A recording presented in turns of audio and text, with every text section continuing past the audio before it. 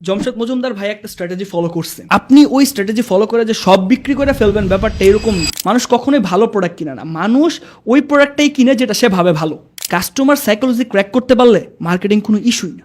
যেই ব্যক্তি তার হোম পেজে আগে পৌঁছাইতে পারবে তারটা সেল হবে। সে 9 কোটি টাকার বই সেল করছে গত বছর। বাংলাদেশি না বাইরের? বাংলাদেশে। No way. এই স্ট্র্যাটেজিগুলো যদি কাজে লাগানো যায় তাহলে কেন 50 লাখ টাকার সেল মাসে, কেন 1 কোটি টাকার সেল মাসে করা সম্ভব না?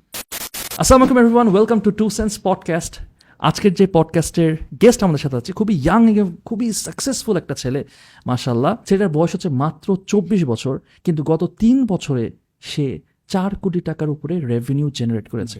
টাকাটা বিষয় না, আমরা সবসময় ফোকাস করি তার স্ট্র্যাটেজি, কি শিখতে পারি তার কাছ থেকে। Shahroz, welcome to two sense podcast. এইরকমই আজকে তোমার কাছে শিখতে যাচ্ছি ভাই, হোয়াট আর ইউর স্ট্র্যাটেজিস, কিভাবে তুমি এটা করতে পারলা? ধন্যবাদ। আসসালামু আলাইকুম। প্রথমত শুরুর কথা যদি বলি, আমার শুরুটা খুবই কষ্টের ছিল। এমনকি মানুষের বাসার ওয়াইফাই ব্যবহার করে আমার শুরুটা ছিল, যেটা আসলে এই প্রিভিলেজটুকু আমার ছিল না। কারণ মানুষের বাসায় ওয়াইফাই ব্যবহার করতে হয়েছে। পরিবার থেকে প্রথম দিকে খুব বেশি একটা সাপোর্ট দেয়নি। পরিবারের বিরুদ্ধে যে আমার এই কাজগুলো করতে হয়েছে, কারণ যখন থেকে আমি শুরু করছি, আজকে থেকে 3 বছর আগে, তখন আসলে ফ্যামিলি বা সবাই এখনের মতো যে এন্টারপ্রেনিওর, ডিজিটাল মার্কেটিং, ফ্রিল্যান্সিং এই ব্যাপারগুলোর সাথে যথেষ্ট অবগত ছিল না। ফ্যামিলিকে বোঝাবো ওই সামর্থ্যটুকু ছিল না। কষ্ট করে শুরু করতে হয়েছে এবং ওইখান থেকে শুরু করেই আমার স্কিল ডেভেলপমেন্ট, ওইখান থেকে শুরু করে আজকে বিচকেয়ার আইটি এজেন্সি, আমি শাহরোজ ফার্দি তৈরি হওয়া। গত 3 বছরের জার্নিতে টোটাল রেভিনিউ 4 কোটি প্লাস ছিল। এর মধ্যে বেশিরভাগই ছিল আসলে প্রফিট, সত্যি কথা বলতে যেটা। কারণ প্রফিট কেন একটা প্রশ্ন থাকতে পারে, সেটা হচ্ছে আমার স্ট্র্যাটেজি এবং আমার বিজনেস মডেল সবসময় লাইট অ্যাসেট মডেলে চলে। আমি কখনোই বিজনেস শুরু করার আগে খুব বেশি ইনভেস্টমেন্ট করতে পছন্দ করি না, বা আমি বিজনেস শুরু করি খুব বড় অফিস সেট আপ এগুলোতে পছন্দ করি না। আমার শুরু হয় ছোট আকারে, প্রয়োজন ভেদে আমি শুরু বড় করার চেষ্টা করি। যেমন আমি যদি আমার রিসেন্ট একটা বিজনেসের কথা আমি শেয়ার করি, সেটা হয়েছে আমি যখন চিন্তা করলাম ডিজিটাল মার্কেটিং, আমি প্রায় 15,000-এর অধিক মানুষকে ফ্রিল্যান্সিংয়ের উপরে প্রশিক্ষণ দিয়েছি, ডিজিটাল মার্কেটিংয়ের প্রশিক্ষণ দিয়েছি। কিন্তু আমি চিন্তা করলাম, দেখলামও যে বাংলাদেশে একটা মার্কেট আছে, সেটা হচ্ছে ই কমার্স ইন্ডাস্ট্রি বা ই কমার্স মার্কেট। এই মার্কেটে এখনও উদ্যোক্তারা ওয়েল নোন না, ওয়েল এস্টাবলিশড, এবং তারা সঠিকভাবে আসলে যে বিজনেসটা করতে হয়, পরিকল্পনাটা কি এটা জানে না। ভাবে একটা ফেসবুক পেজ খুলে হয়তো বা কয়েক ডলার দিয়ে বুস্ট করে দিলেই ব্যবসা হয়তো বা সফল হয়ে যাবে। ব্যাপারটা মোটেও এরকম না। যেহেতু এখানে একটা গ্যাপ আছে, তার মানে এখানে একটা মার্কেট, এখানে একটা বিজনেস করার অপরচুনিটি আছে। এখন বিজনেস করার যেহেতু অপরচুনিটি আছে, আমি আসলে কীভাবে বিজনেস করতে পারি। নর্মালি হলে কি হতো, একটা অফিস নিতাম, ঢাকাতে হয়তো বা শিফট করতে হতো, যেহেতু আমি ম্যামেসিং থেকে বিলং করতেছি। সো ঢাকাতে শিফট করতে হইতো, শিফট করে বিভিন্ন মানুষ নিয়ে আমার একটা এজেন্সি খুলে শুরু করতে হতো। কিন্তু এভাবে করিনি। আমি চিন্তা করলাম যে আসলে মার্কেটে কি আমার আসলে অথরিটি তৈরি করা সম্ভব কি না, এটা আগে আমার একটু যাচাই করা দরকার। এখন কিভাবে যাচাই করা যায়, দেখলাম একটা বই লেখা যেতে পারে, টেক্সট ভার্সন। কারণ টেক্সট ভার্সনের সাথে খুবই সিম্পল, এখানে বিজনেস স্ট্র্যাটেজি খুব কমপ্লেক্স না। আমি একটা টেক্সট ভার্সনে বই লিখব, মানুষ যদি এটা কিনে তার মানে মার্কেট আছে, আমার অথরিটি তৈরি হবে। মানুষ যদি না কিনে আমার খুব বেশি লস হবে না। এখন ফিজিক্যাল বই ছাপাইতে গেলে প্রকাশনী থেকে শুরু করে অনেক ধরনের প্রবলেম হ্যাসেলে যেতে হয়। তাহলে সবচেয়ে ইজি ওয়ে কি, আমি একটা ই বুক লিখি, মানুষ অর্ডার করবে, ডিরেক্ট তার ইমেলে চলে যাবে। একটা ই বুক লিখলাম এফ কমার্স বিজনেস রিলেটেড, যে যারা ফেসবুকে ব্যবসা করতে চায়, আমার এই ই বুক পড়লে ওভারঅল একটা ফুল কমপ্লিট গাইডলাইন সে পেয়ে যাবে। এবং ই বুকটা আমি মার্কেটিং যখন শুরু করলাম, এখন একটা মজার অপশন আছে। আমি প্রথম দিন থেকে প্রফিট ছিলাম, প্রথম $1 খরচ করে আমি প্রফিটে চলে গেছি। কীভাবে সেটাও শেয়ার করতেছি। প্রথমে আমি ই বুকটা লিখলাম, কমপ্লিট করলাম ওভারঅল সব কিছু। তারপর আমি চিন্তা করলাম কিছু ফ্রি কন্টেন্ট আসলে দেওয়া দরকার, মানুষকে ফ্রি কন্টেন্ট দেওয়া যেতে পারে। তা আমি 10-12টা কন্টেন্ট বানালাম। এখানে একটা প্রতিবন্ধকতা আছে, আমি যদি এই 10-12টা কন্টেন্ট এভাবে যদি কন্টেন্ট বানাইতে থাকি, তাহলে একটা ম্যাক্সিমাম নাম্বার অফ মানুষের কাছে পৌঁছাতে গেলে আমার কিন্তু একটা হিউজ টাইম লাগবে। তাহলে আমি যখন যে মার্কেটটা টেস্ট করবো, অতদিনে মার্কেট চেঞ্জ হয়ে যাবে। মার্কেট কিন্তু এরকম থাকবে না। আমি আজকের যে পার্সপেক্টিভে দেখতেছি, হয়তোবা আমার এই সব কিছু অথরিটি তৈরি করতে হয়তোবা যদি 6 মাস লাগে, 6 মাস পরে মার্কেট এরকম নাও থাকতে পারে। তার মানে কি করতে হবে, আমার ডলার খরচ করতে হবে। সিম্পল হিসাব, খুব কঠিন কমপ্লেক্সে যাচ্ছি না। একদম একদম। তো ডলার খরচ করতে হবে। তো ডলার যেহেতু আমি খরচ করব, তা আমি নিশ্চয়ই আমি খুব বেশি বাজেট আমি নিব না। অনেক অনেক কোম্পানির বাজেট থাকে, আমরা যা এজেন্সি থেকে যাদেরকে সার্ভিস দেওয়া হয় অনেকের মাসে $1 লাখ মার্কেটিং বাজেট থাকে। বাট আমি সবসময় ছোট থেকে শুরু করতে চাই। ইবুক লিখলাম, প্যাকেজিং করলাম, একটা ভিডিও বানায় $1 বুস্ট করলাম। ওকে, $1 খরচ করতে করতে একটা সেল চলে আসলো। এখন এখানে সেলের আরেকটা কিছু বিষয় আছে। ওকে, এখন এই ভিডিও দেখার পর আপনিও যদি ভাবেন বা যে কেউ যদি ভাবে যে আমি একটা ইবুক লিখা মার্কেটিং করে দিব, ইটস নট ওয়ার্ক। ওকে, কিভাবে হবে? বাংলাদেশে অনেক ওয়েল নোন কোম্পানি এবং এস্টাবলিশ পাবলিকেশন ইবুক বিক্রি করতেছে, কিন্তু সেটা খুব কম টাকায়। ইবুকের প্রাইস নর্মালি আপনি যদি দেখেন 50 থেকে 100 টাকার মধ্যে থাকে একটা ইবুক, কারণ ফিজিক্যাল বই পাওয়া যায় আসলে 200 টাকায়। হ্যাঁ, তার মানে আমি যদি এই ইবুকটাকে বেশি দামে বিক্রি করতে চাই তাহলে আমাকে একটা ভ্যালু অ্যাড করতে হবে। কি ভ্যালু অ্যাড করা যায়? আমি ভাবলাম ইবুকটাকে অনেকে রিটার্ন ভার্সন পড়তে সমস্যা হয়, আমি এখানে তাদেরকে একটা টেস্ট দিই। কি টেস্ট? আমি আসলে কেমন বুঝাই, এই টেস্টটা তোমাদের পাওয়া উচিত। কারণ রিটেন পড়ে কখনোই বোঝা সম্ভব না আমি কেমন বুঝাই। আমি ওই ইবুকটাকে এক্সপ্লেন করার জন্য 10টা মাস্টার ক্লাস রেডি করলাম, এবং ইবুকের ভিতরে কিউআর কোড আছে, কিউআর কোড স্ক্যান করলে এবং লিঙ্ক আছে, ওই লিঙ্ক থেকে সে সরাসরি চলে যেতে পারবে আমার মাস্টার ক্লাসগুলোতে।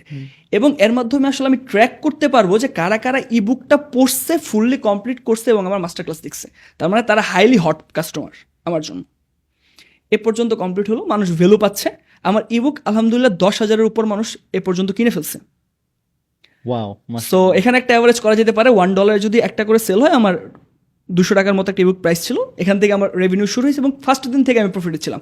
$1 ইনভেস্ট করছি, $2 মেক হয়েছে, $2 ইনভেস্ট করছি, $4 রিপিটেডলি ইনভেস্ট করতেছিলাম। এক সময় আমার প্রতিদিন $300-400 অ্যাড চলছে, $300-400 আমি রেভিনিউ জেনারেট করছি। তো 10,000 যখন তৈরি হয়ে গেছে আমি বুঝে ফেললাম ওকে দ্যাটস ফাইন, তার মানে মার্কেট হয়েছে, আমাকে মানুষ ট্রাস্ট করছে। মানুষের ট্রাস্ট করাটাই তো কঠিন, যার তার কাছ থেকে তো মানুষ কিনবে না। তো মানুষ যেহেতু আমাকে ট্রাস্ট করছে, তার মানে একবার যেহেতু ট্রাস্ট করছে, আমার একটা ইকোসিস্টেম বিল্ড করা এখানে সম্ভব। ইয়েস, ওকে, কিভাবে তাহলে সেটা করা যেতে পারে?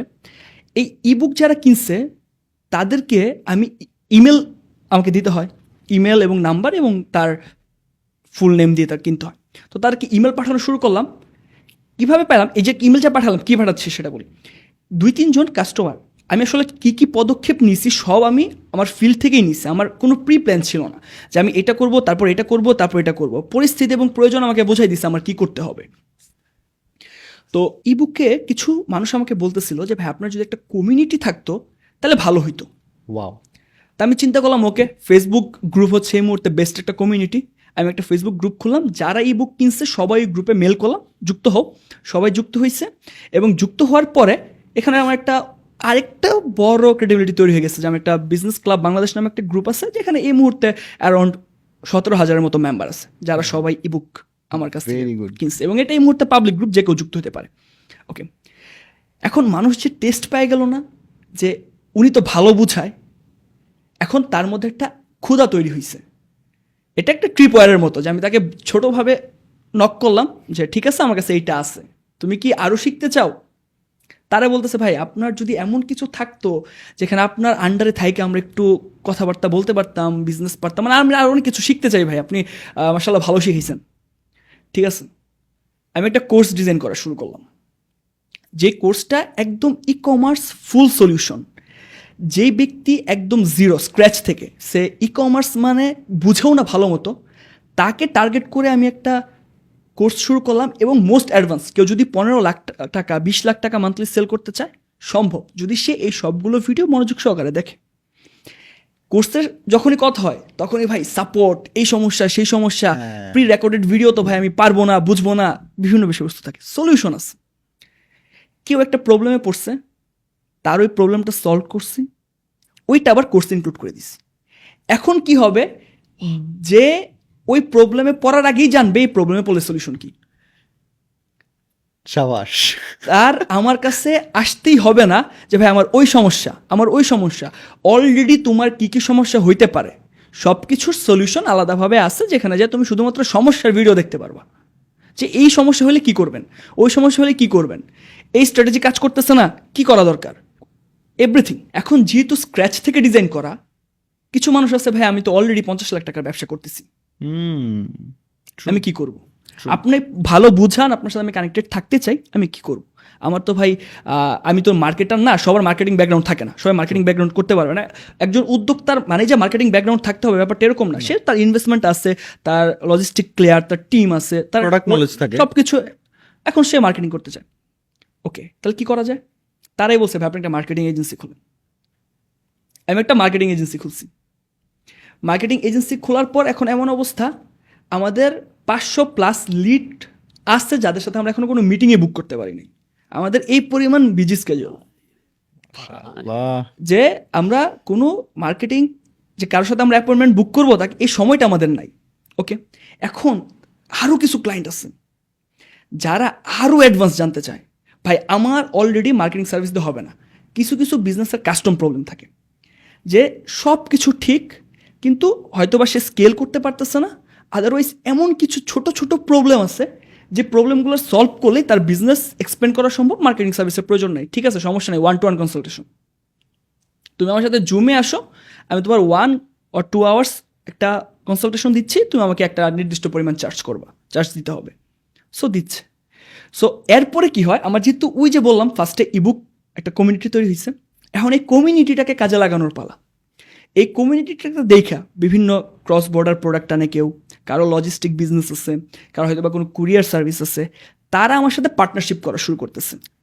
ভাই আপনার গ্রুপে আমাদের একটু মার্কেটিং করে দেন, আপনাদের ব্যানার একটা ছবি দিয়ে দেন, আর একটা শার্ট আউট দিয়ে দেন, ভাই একটা যদি ইনফ্লুয়েন্সিং কোনোভাবে কিছু করা যায়। সো এইখানেও একটা মনিটরিং ভ্যালু তৈরি করা যাচ্ছে। একটা জিনিস মিস করছি, যারা ই কমার্স মার্কেটিংয়ের জন্য আসতেছিল অনেকের ই কমার্স ওয়েবসাইট নেই। ঠিক আছে, দাঁড় করো ই কমার্স ওয়েবসাইট তৈরি করার জন্য একটা প্ল্যাটফর্ম যেখানে মানুষজন আসবে, ই কমার্স ওয়েবসাইট অর্ডার দিবে, আমরা ডেলিভারি করব।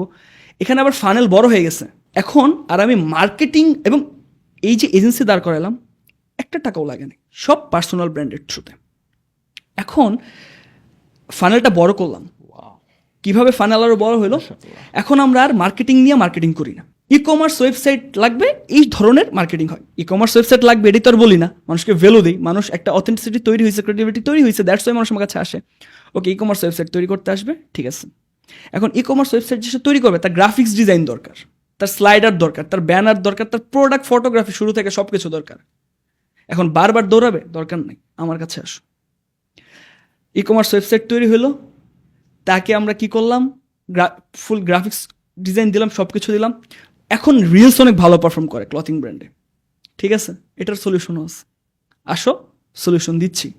কী ধরনের রিলস বানালে মার্কেটে ট্রেন্ড হবে, অর্গানিকলি রিচ করতে পারবা, উই নো দ্যাট। সো আসো, সব কিছু কমপ্লিট। ভাই কমার্স ওয়েবসাইট তৈরি, এখন কি সে মার্কেটিংয়ের জন্য অন্য কোথাও যাবে? না ভাই, মার্কেটিং সার্ভিসটা যদি একটু দিতেন। ওকে ঠিক আছে, মার্কেটিং সার্ভিস নাও ভাই, ঠিক আছে, আলহামদুলিল্লাহ মার্কেটিং সার্ভিস সব ভালো চলতেছে। এখন ভাই একটু যদি আপনি নিজে একটু দেখতেন, বিজনেসটা বড় হইতো। ঠিক আছে, আসো, 2 ঘন্টা কনসালটেশন দিতেছে। সো এই ফুল ইকোসিস্টেমটা বানায় ফেলছি $1 ইনভেস্ট করে। সুবহানাল্লাহ। ক্রেজি ম্যান, আল্লাহ। অস্থির অস্থির অস্থির। এবং খুব বেশি দিন সময়ও কিন্তু লাগে নাই, 3 থেকে 4 মান্থস। এর মধ্যে আমি শুধুমাত্র, আমার কোনো প্রি প্ল্যান ছিল না, আমি শুধুমাত্র দেখছি মার্কেটের নিড কি, কোন প্রবলেমে কোন সলিউশন দেওয়া যেতে পারে, ওই সলিউশনটা কি কোনোভাবে আমি দিতে পারি কিনা, বা কেউ আছে কিনা যে অ্যাডভান্স আমার হয়ে দিতে পারে, ওয়াও, তাকে আমি হায়ার করছি। ফ্যান্টাস্টিক। কারণ আমি তো সব সলিউশন দিতে পারবো না। নাফিস কি বলছে আবার বলতো, তুই বল। মানে দারুণ কথা যে মার্কেটে কোনো প্রবলেম আছে কিনা, প্রবলেমটা কি আমি সলভ করতে পারি কিনা, অথবা এমন কেউ আছে কিনা যাকে আমি নিয়ে এসে সলভ করাইতে পারি। অবশ্যই, এক্সেলেন্ট। কারণ এখনো অনেক স্কিল্ড পার্সন আছে যারা হয়তো বা মার্কেটিং নলেজটা একটু কম থাকার কারণে ক্লায়েন্টের কাছে অ্যাপ্রোচ করতে পারে না। ওয়েট, ওকে, সো আমি একটা জিনিস জানতে চাচ্ছি, যে কারণ যে জিনিস আমি যত কিছু দেখতেছি তোমার সব কিছু না দেখতেছি লোকাল ক্লায়েন্ট বেসড। আমি তো একবারও শুনতেছি না যে তুমি ইন্টারন্যাশনাল ক্লায়েন্ট, এইটা ওটা, ফ্রিল্যান্সিং অ্যান্ড হোয়াট নট, এবং তুমি মানে লোকালি তুমি বিজনেস করে তুমি বেশ সিগনিফিকেন্ট অ্যামাউন্ট মেক করছো, আলহামদুলিল্লাহ, যেটা মাশাআল্লাহ। মানে বাহবা দেওয়ার মতো। এখন একটা জিনিস আমাকে বলো যে তুমি কি ইন্টারন্যাশনাল ক্লায়েন্টস নাও, বা নিলে কেন নাও, বা কেন নাও না, কেন লোকালের পরে তুমি বেশি ফোকাস এবং লোকালে কাজ করে কি তোমার বেশি মানে হোয়াট ইজ ইউর এক্সপেরিয়েন্স? আচ্ছা ওকে, এখানে একটা মিসকনসেপ্ট ক্লিয়ার করতে কারণ ম্যাক্সিমামই হ্যাঁ, ইন্টারন্যাশনালি ডলার একটা ফ্যান্সি কথাবার্তা যে ডলার আসবে, ডলারে কামাচ্ছি, $1 ইকুয়াল টু যত ডলার রেট বাড়ে ফ্রিল্যান্সারদের ইনকাম বাড়ে, একটা বিষয়বস্তু থাকে। এখানে আমি নিজে যেহেতু ফ্রিল্যান্সিং এর প্রশিক্ষণ দিছি আগে, তার মানে আমি নিজে একজন ফ্রিল্যান্সার ছিলাম। ওকে, ইয়েস। সো ফ্রিল্যান্সার যেহেতু ছিলাম, তার মানে আমি একসময় ডলার ইনকাম করতাম। এখন ডলার ইনকাম রাইখে আমি বিডিটিতে হ্যাঁ। ইনকাম করতেছি। Right, right. অনেকেই বাইরে থেকে দেখলে ভাববে আরে এটা কি কোনো লজিক্যাল কথাবার্তা হলো? বাংলাদেশে ইনকাম করা আরো সহজ কেমনে? যদি স্কিলড পারসন থাকে। আমি প্রথমে একটু বলি আমার এক্সপিরিয়েন্সের বিষয়। আমার যেহেতু এজেন্সি এবং আমাদের এজেন্সি যেহেতু মার্কেটিং এবং সেলস ওরিয়েন্টেড, আমার প্রচুর পরিমাণে ফেসবুক মার্কেটার দরকার। কেন ফেসবুক মার্কেটার? কারণ যেহেতু বাংলাদেশ ই কমার্স, এখানে আমার এসইও করে খুব বেশি একটা বেনিফিটেড ক্লায়েন্টকে দেওয়া সম্ভব না। এখানে ইনস্টাগ্রাম করে, হোয়াটসঅ্যাপ করে খুব বেশি সম্ভব না। ফেসবুককেই একটা মার্কেটিং প্ল্যাটফর্ম হিসেবে বা চ্যানেল হিসেবে ব্যবহার করতে হবে। সো আমার ফেসবুক মার্কেটার দরকার। সো কী করতে হবে? নিয়োগ দিলাম। নিয়োগের জন্য আমি বললাম যে তোমরা সিভি পাঠাতে পারো। মেইলের রিপ্লাই আসে, ভাই আমি একজন ফেসবুক মার্কেটার, আমাকে নিয়োগ দিতে পারেন। গড বাঁধা সিভি পাঠায়। তার সিভিতে থাকে সে মাইক্রোসফট এক্সেল পারে, পাওয়ার পয়েন্ট পারে, প্রেজেন্টেশন পারে। একটা হয়তো বা সিভি সে রেডি করছে, যত জায়গা আছে সব জায়গায় সেম সিভি সে পাঠায়। এখন এই ধারণাটা চেঞ্জ হওয়া দরকার। আমি নিজের এজেন্সি খোলার জন্য এবং এজেন্সি অপারেট করার জন্য আমি এজেন্সিটা স্কেল করতে পারতেছি না, তার বড় কারণ হচ্ছে, এবং আমি আমরা যদি ইন্টারন্যাশনাল স্ট্যান্ডার্ড ধরি, ইন্টারন্যাশনাল স্ট্যান্ডার্ডে $1,00,000 যদি কোনো একটা এজেন্সি ইনকাম করে, দ্যাটস ফাইন। সো আমি একটা সিম্পল হিসাব বুঝাই। একটা ই কমার্স, আমরা যাদেরকে সার্ভিস দিই বা যাদেরকে সার্ভিস সার্ভ করি, একটা ই কমার্স বিজনেসকে যদি আপনি মাসে $50 লাখ রেভিনিউ আইনা দিতে পারেন, তাহলে ওই এজেন্সি যদি আপনাকে কি 1 লাখ টাকা দিতে কি কার্পণ্য বোধ করবে? অ্যাবসলিউটলি না, অ্যাবসলিউটলি না। তাহলে আপনি 10টাই ই কমার্স বিজনেসকে দিলেই তো 10 লাখ, 12 মাসে $1,20,00,000। $1,20,00,000 হলে আপনি ডলারে কনভার্ট করলে তো $1,00,000 এবং হ্যাসেল কম। আপনি সাইকোলজি রিড করতে পারতেছেন বাংলাদেশি ক্লায়েন্টের, সাইকোলজি রিড করতে পারতেছেন বাংলাদেশি মানুষের। আপনার ইংলিশের নলেজের দরকার নাই, খুব বেশি ইংলিশে প্রিভিলেজ হইতে হবে এমন কোনো কথা না। বাংলাদেশি এবং আপনার টিম মেম্বাররাও বাংলাদেশি, এবং বাংলাদেশে কিন্তু এখনও চিপ লেবার পুলের অ্যাক্সেস আছে। আপনি যেটা অন্য এক দেশ থেকে হায়ার করে করতে চাইলে হয়তো আপনার 50,000 টাকা দিতে হইতো, সেটা বাংলাদেশে আপনি 20,000 টাকা দিয়ে করাইতে পারতেছেন। এখন এই প্রশ্ন অনেক এজেন্সি ওনারা দেখতে পারে, অনেক এজেন্সি ভাই আমরা তো পারতেছি না। এক্স্যাক্টলি 50 লাখ তুমি বলছো যে একজন কাস্টমারকেই তুমি মানে একজন ই-কমার্স উদ্যোক্তাকেই তুমি হচ্ছে 50 লাখ টাকার সেল এনে দিবা পার মান্থ। অ্যান্ড এই সিনারিওটা আমরা রেগুলার দেখি না কিন্তু। হ্যাঁ, এটা না দেখাটা স্বাভাবিক। এবং আমার যেহেতু কনসালটেশন ফার্ম আছে, এবং আমি বললাম আমার কনসালটেশন ফার্মের মধ্যে বাংলাদেশে 3টা ওয়েল নন এজেন্সি আছে। ওকে, তাদের প্রবলেম হচ্ছে তারা যে কাস্টমার বা তারা যে ই কমার্স বিজনেসদেরকে অ্যাকোয়ার করে, তাদের রিটেনশন করতে পারে না। প্রথম মাস থাকে, দ্বিতীয় মাস থাকে না। মানে তুমি এজেন্সিদেরকেও কনসাল্ট করতেছি এবং বাংলাদেশে ওয়েল নোন। এখন ব্যাপার হচ্ছে কি, কেন থাকে না, একটা প্রশ্ন নিশ্চয়ই থাকে। তারা আসলে এজেন্সি গেমটা বানায় নিছে এরকম ভাবে, আমরা একটা অনবোর্ড চার্জ নিব, 1 মাস সার্ভিস দিব, ক্লায়েন্ট চলে যাক, আবার নিব। মানে ক্লায়েন্ট শুধু অনবোর্ড করবে আর ক্লায়েন্ট যাবে, অনবোর্ড করবে যাবে। তো যখন অনবোর্ড করবে যাবে, তো পরের মাসের সাবস্ক্রিপশন, যেহেতু ক্লায়েন্ট একটা সাবস্ক্রিপশন বেসড হয়ে থাকে মডেলটা, তো সে জানেই না আগামী মাসে তার কী পরিমাণ রেভিনিউ জেনারেট হবে। কিন্তু আমি এখন বসে বলতে পারতেছি আমি আগামী মাসে কী পরিমাণ রেভিনিউ জেনারেট করবো ইনশাল্লাহ। কারণ আমার সিকোয়েন্স জানি, ক্লায়েন্ট হ্যাপি, সব কিছু ওভারঅল কমপ্লিট। এবং এই যে অনবোর্ড গেম আর এই যে কাস্টমার আর্ন অ্যাকুইজিশন করে, তো কস্ট যায়, মার্কেটিং কস্ট করতে হয় না? ফানেল উপর দিকে তো বড়, খরচ বড়, তো বড় না, এটা তো করতে হইতেছে না আমার। আমি যদি কোনোভাবে এনি হাও 10টা ক্লায়েন্ট ধরতে পারি, তাহলেই তো এনাফ। আর আমি তো ক্লায়েন্ট 10টা, আমাদের প্রতিদিন ফোন আসে, ভাই আমার সাথে একটা মিটিং বুক করার কথা ছিল, আপনাদের এখান থেকে তো কিছু জানালো না। আমাদের একটাই রিপ্লাই থাকে, প্লিজ অপেক্ষা করেন, আপনার যদি সিরিয়াল আসে এবং আর স্লট খালি থাকে আমরা আপনাদেরকে নিব। আমার অনেক অডিয়েন্স এই মুহূর্তে হয়তো এই পডকাস্টটা শুনবে, তারা রিলেট করতে পারবে যে তাদেরকে কেন আমরা অনবোর্ড করতে পারি না। এক্স্যাক্টলি, তুমি তো এটা বলতেছো, মানে তাদের হয়েও আশা করি বলতেছো। অনেকে আছে তাদের অর্গানাইজেশনে মিটিং দিতে এখন পারছে না দেখে বকা খায়। তো এক্স্যাক্টলি, হ্যাঁ সেটাই, ব্র্যান্ডমার্ক কনসালটেন্সি। এনিওয়ে, না ভাইয়া থ্যাঙ্কস, কষ্টটা শেয়ার করতে পারতেছি তোমার সাথে। প্লিজ হ্যাঁ কন্টিনিউ করো। এই যে বিষয়টা আসলে সারফেস লেভেল থেকে দেখে মনে হয় 2-3টা মার্কেটিং কিন্তু অনেক সহজ ব্যাপার, যেহেতু প্রোগ্রামিংয়ের মতো তাৎক্ষণিক রেজাল্ট দেখা যায় না, মার্কেটিংয়ের রেজাল্ট আসতে তো সময় লাগে। তো এটা যেহেতু একটা সময়ের ব্যাপার, আপনি এটা করছিলেন, কাজ করে নাই, আপনার ওইটা করার দরকার ছিল। বলাটা খুব সহজ, কিন্তু ওইটা কইরা দেখাবে এই ধরনের মানুষ কম, যে ওই জিনিসটা করবে। বলা খুব সহজ যে এটা কাজ করে নাই, আপনি তো এইটা করলেই কাজ করতো। ক্লায়েন্ট তো আসলে এত কিছু জানতে চায় না, ক্লায়েন্ট চায় শুধুমাত্র তার সেল হয়েছে। আপনি বাসায় বসে ঘুমাইছেন না, কক্সবাজারে পার্টি করতেছেন, ক্লায়েন্টের এটাই শোনা, ক্লায়েন্টের সেল দরকার, সেল হয়েছে এনাফ, আপনাকে ক্লায়েন্ট টাকা দিবে। এখানে খুব রকেট সায়েন্স না। মার্কেটিং যদি সঠিকভাবে বোঝা যায়, আসলে বাংলাদেশে মার্কেটিং করার একটা মজা হচ্ছে বাংলাদেশের মানুষের সাইকোলজি রিড করা যায়। আমি একটা বিষয় আপনাদেরকে বলি, আমি এজেন্সি এবং ওভারঅল সব কিছু গ্রো করানোর জন্য খুব দ্রুতই ইন্ডিয়াতে আমার বিজনেস সব কিছু এক্সপ্লেন করবো। ওকে, এখন প্রশ্ন থাকে ইন্ডিয়াতে কেন? হ্যাঁ, ইন্ডিয়া কেন? নর্মালি ফ্রিল্যান্সার হিসেবে ছিলা তুমি, ইউএস মার্কেটে হয়তো ইনকাম করতেছিলা, সেখান থেকে বাংলাদেশে আসছো, ইন্ডিয়াতে যাইতেছো, মানে কি ধরনের কথাবার্তা, এটা কোনো লজিকের মধ্যে পড়ে না। ইন্ডিয়াতে মানুষের সাইকোলজি আর বাংলাদেশের মানুষের সাইকোলজি অনেকাংশেই সেম। তো সাইকোলজি সেম হওয়ার কারণে তাদের মাইন্ড আমি আমার দেশে বসা রিড করতে পারবো, যে তারা কি চায়, কি চলবে, কি চলবে না। অনেক ক্ষেত্রে ভাষাও সহজ। এখন আচ্ছা, সাইকোলজি রিড করতে হবে না, তুমি ইউএস মার্কেটে যা মার্কেটিং করো। ইউএসএ সিপিসি অনেক বেশি, অনেক হাই। একটু ক্লিয়ার করো ফর দ্য অডিয়েন্স সিপিসি। আমি যদি আরো কস্ট পার ক্লিক, আমি যদি আরো সহজভাবে বলি, সে বাংলাদেশে ধরেন একটা 1,000 টাকার একটা প্রোডাক্ট বিক্রি করতে, আমি একদম হাইপোথেটিক্যাল একটা ভ্যালু বলতেছি, এমন বলতেছি, বাংলাদেশে একটা 1,000 টাকার প্রোডাক্ট বিক্রি করতে সে এক্সাম্পল $1 লাগে, ইউএসএ মার্কেটে $5 লাগবে। কিন্তু আমেরিকার মার্কেট, এই ইন্ডিয়ান মার্কেটে $1.5 সম্ভব। তার মানে আমি ওইখানেও আমার কম ইনভেস্টমেন্ট নিয়েই বিজনেসটাকে এক্সপ্লেন করতে পারবো, যেখানে আমার $200, $500, $1,000 খরচ করে দেখতে হবে না আমার আমেরিকান মার্কেটে কি আছে না আছে, ওইটা আমি ইন্ডিয়ান মার্কেটে খুব ইজিলি করতে পারবো। যদি আমার প্রয়োজনও পড়ে, ইন্ডিয়া যাওয়া আর আমেরিকা যাওয়া আকাশ পাতাল তফাৎ। আমি ইন্ডিয়াতে যাব, 2 মাস স্টে করবো, সাইকোলজি বুঝবো, মানুষের সাথে কথা বলবো, মানুষের বাসায় বাসায় যাবো, দেখবো, বসবো। অলরেডি আমি 2-3 বার ইন্ডিয়া ভিজিটে গেছি, ওই থেকেই আমার চিন্তাটা আসছে। সো ওভারঅল তারা কি বলে, কিভাবে কথা বলে, কি চায়, তাদের পারচেস বিহেভিয়ার কেমন, তাদের সাইকোলজি কেমন, তারা কি পরিমাণ টাকা অনলাইনে খরচ করতে স্বাচ্ছন্দ্য বোধ করে। শুধুমাত্র ইন্ডিয়াতে ব্যবসা করে অনেক কোম্পানি মিলিয়ন ডলার ইনকাম করতেছে। তার মানে ইন্ডিয়ান মার্কেটটা কত বড়।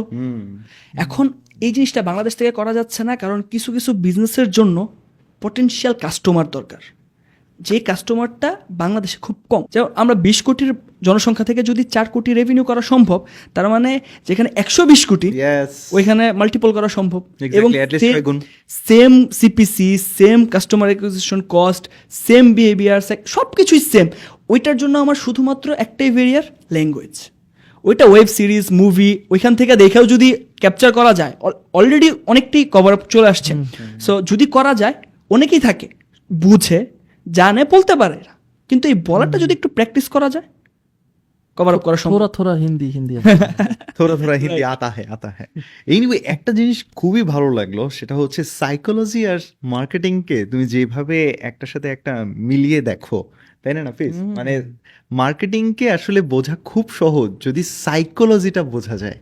এই কারণে তো মাঝে মাঝে আমরা বলি ইয়াহিয়া আমিন ভাই আসলে কি মার্কেটার বেশি, সাইকোলজিস্ট না, তাই না রে? অনেক সময় এরকম মনে হয়।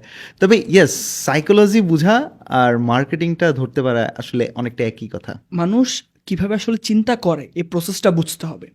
যেমন আমি যদি একটা প্রোডাক্ট বিক্রি করতে চাই, প্রোডাক্ট বিক্রি করার ক্ষেত্রে আমি একটু পরে একটা উদাহরণ দিব, কিন্তু উদাহরণ দেওয়ার আগে একটা সিম্পল কথা বলি।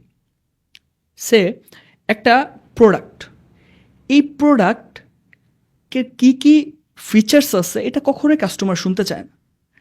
কাস্টমার শুনতে চায় এই প্রোডাক্ট ব্যবহার করে সে কি কি বেনিফিট পাবে, তার কি কি প্রবলেম সলভ হবে। এখন আমরা যদি একটা মোবাইল বিক্রি করতে চাই, মোবাইল এক্সাম্পলটা আসলে আমার টিম মেম্বার আজকে মোবাইল কিনবে ওইখান থেকে।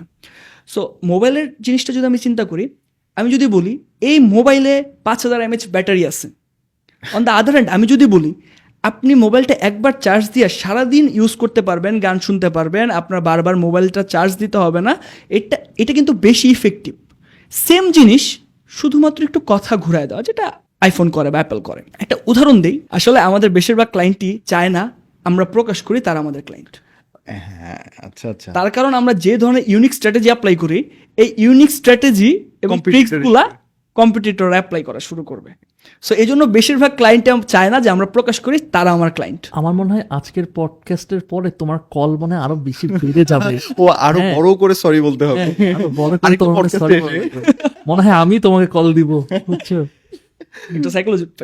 নর্মালি আমরা যারা ই কমার্স উদ্যোক্তা যখন 1-to-1 সেশনে বা বসা হয়, শাড়ি বিক্রি করবেন কাদের কাছে করবেন?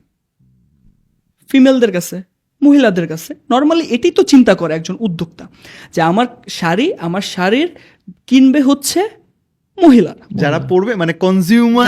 কনজিউমার এবং কাস্টমারের মধ্যে যে একটা পার্থক্য আছে এই জিনিসটা আসলে বোঝে না। যে কনজিউমার এখন বাচ্চাদের দুধ বিক্রি করবে, বাবা তো খাবে না দুধ, বাবা তো কাস্টমার, কনজিউমার তো ওই পিচ্ছি, ওই 2 বছরের শিশু। এই জিনিসগুলোর অনেক আরো gap মজা আছে। করে বলো, মনে করো বিড়ালের বিস্কিট বিক্রি করে না, বিড়ালের খাবার, হ্যাঁ। দেন সারাদিন ফেসবুকে বিড়াল খুঁজতেছি বিস্কিট বিক্রি করার জন্য। রাইট।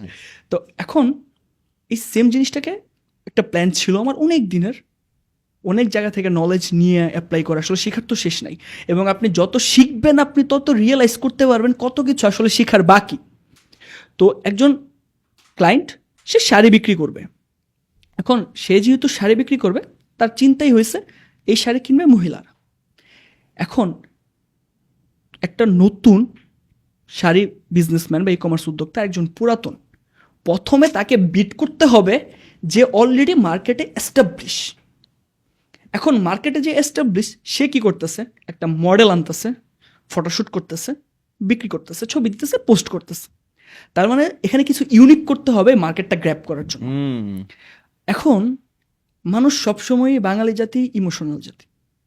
বাঙালিতে বিভিন্ন একটা কথার পিছনে একটা গান, ইমোশনাল মিউজিক লাগাই দিয়ে মিলিয়ন মিলিয়ন ভিউজ পাওয়া সম্ভব।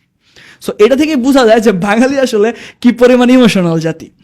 তো যদি এনি হাও বাঙালিকে ইমোশনালি হিট করা যায়, আপনি মার্কেটিংয়ের মানুষ জানেন, মার্কেটিংয়ে ইমোশনাল হিট করলে তার পারচেস বিহেভিয়ার 64% পর্যন্ত বেড়ে যায়। ওয়াও। সে রিসেন্টলি এমন অনেক কিছু কেনার কথা চিন্তা ভাবনা করে ফেলে যেটা তার আসলে দরকারই নেই। ট্রু।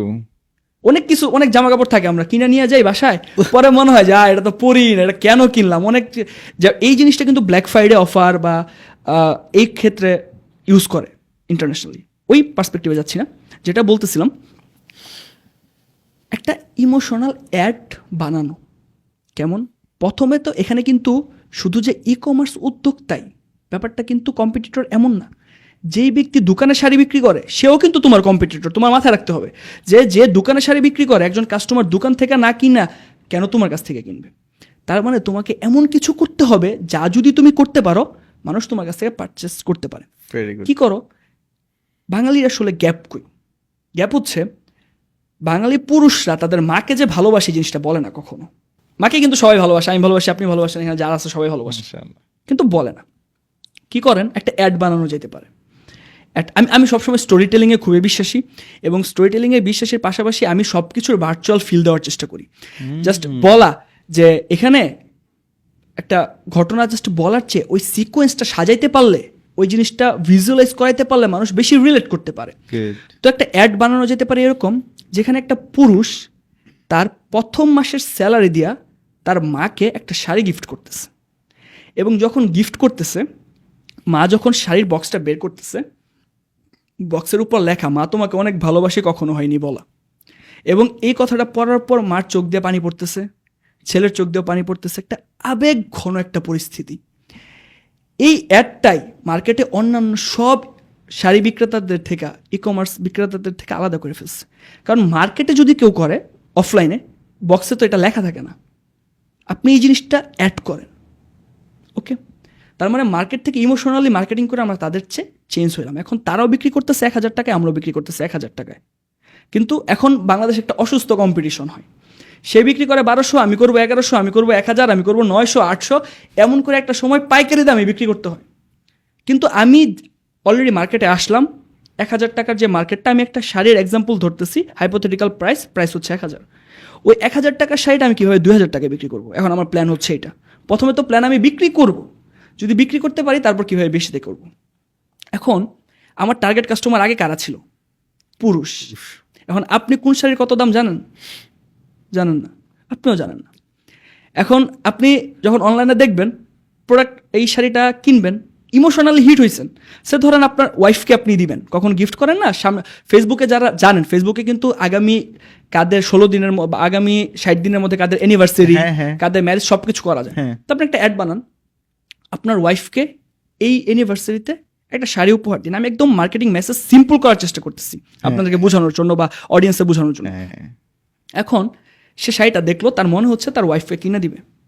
এখন সে তার ওয়াইফকে নিয়ে যায় বলবে, আচ্ছা এই শাড়িটা দেখো তো তোমার পছন্দ হয়েছে কিনা।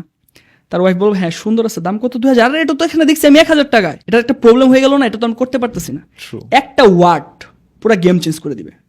তোমার ওয়াইফকে সারপ্রাইজ দেবো। তো যখন তুমি সারপ্রাইজ দিবা তখন কি তুমি ওয়াইফের সাথে কথা বলবা, ডিসকাস করবা এই শাড়িটা তোমাকে দিতে চাইতেছি। তো একবার বিক্রি হয়ে গেলে, বাসায় চলে গেলে, তোমার ওয়াইফ যখন জিনিসটা দেখবে, খুলবে, তখন এই প্রোডাক্ট কি কেউ রিটার্ন দিবে 1000 টাকা বেশি দিয়ে কিনছে দেখা? চক কমে দিচ্ছে। সিম্পল হিসাব।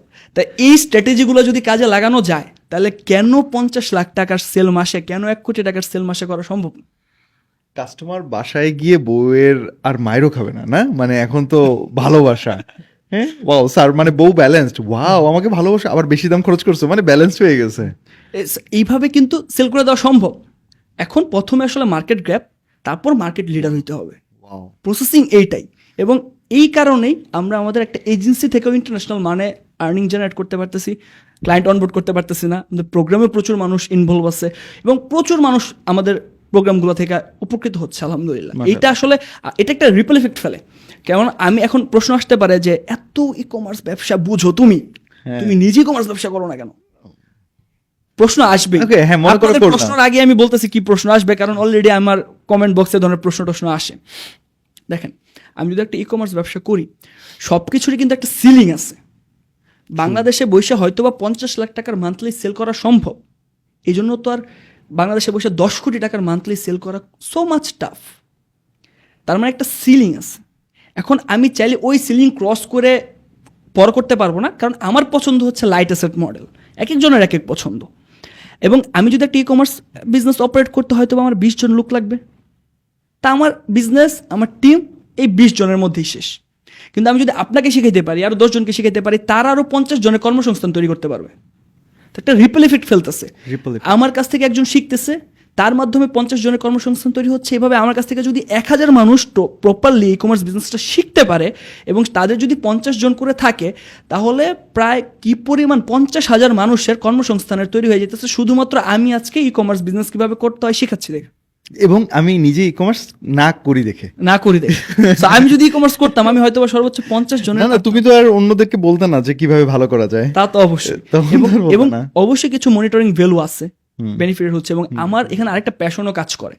আমি অনেকে আমাকে বলে যে তুমি হয়তো বা ভালো বুঝাইতে পারো, মানুষকে ভালো কনভিন্স করতে পারো, এবং আমার মনে হয় এই টেকনিকটাই মানুষকে শিখায়, মানুষকে বুঝায়, এবং আমার মানুষকে বুঝাইতে পড়াইতে ভালো লাগে।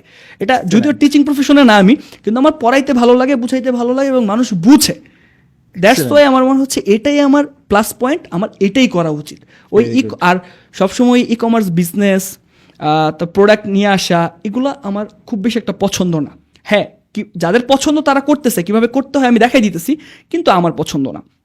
আরেকটা বিষয় এখানে না বললেই না, যেহেতু আমি ময়মনসিং থেকে বিলং করি, প্রোডাক্ট সোর্সিং থেকে শুরু করে অনেকগুলা কাজে লোকেশন একটা বিশাল বড় ভূমিকা পালন করে। True. যেটা ঢাকা থেকে বা অন্যান্য অনেকে আছে, অনেকে ই কমার্স বিজনেস করেছে মহেশখালী থাকে, তার ই কমার্স বিজনেসের নিশ হচ্ছে শুটকি।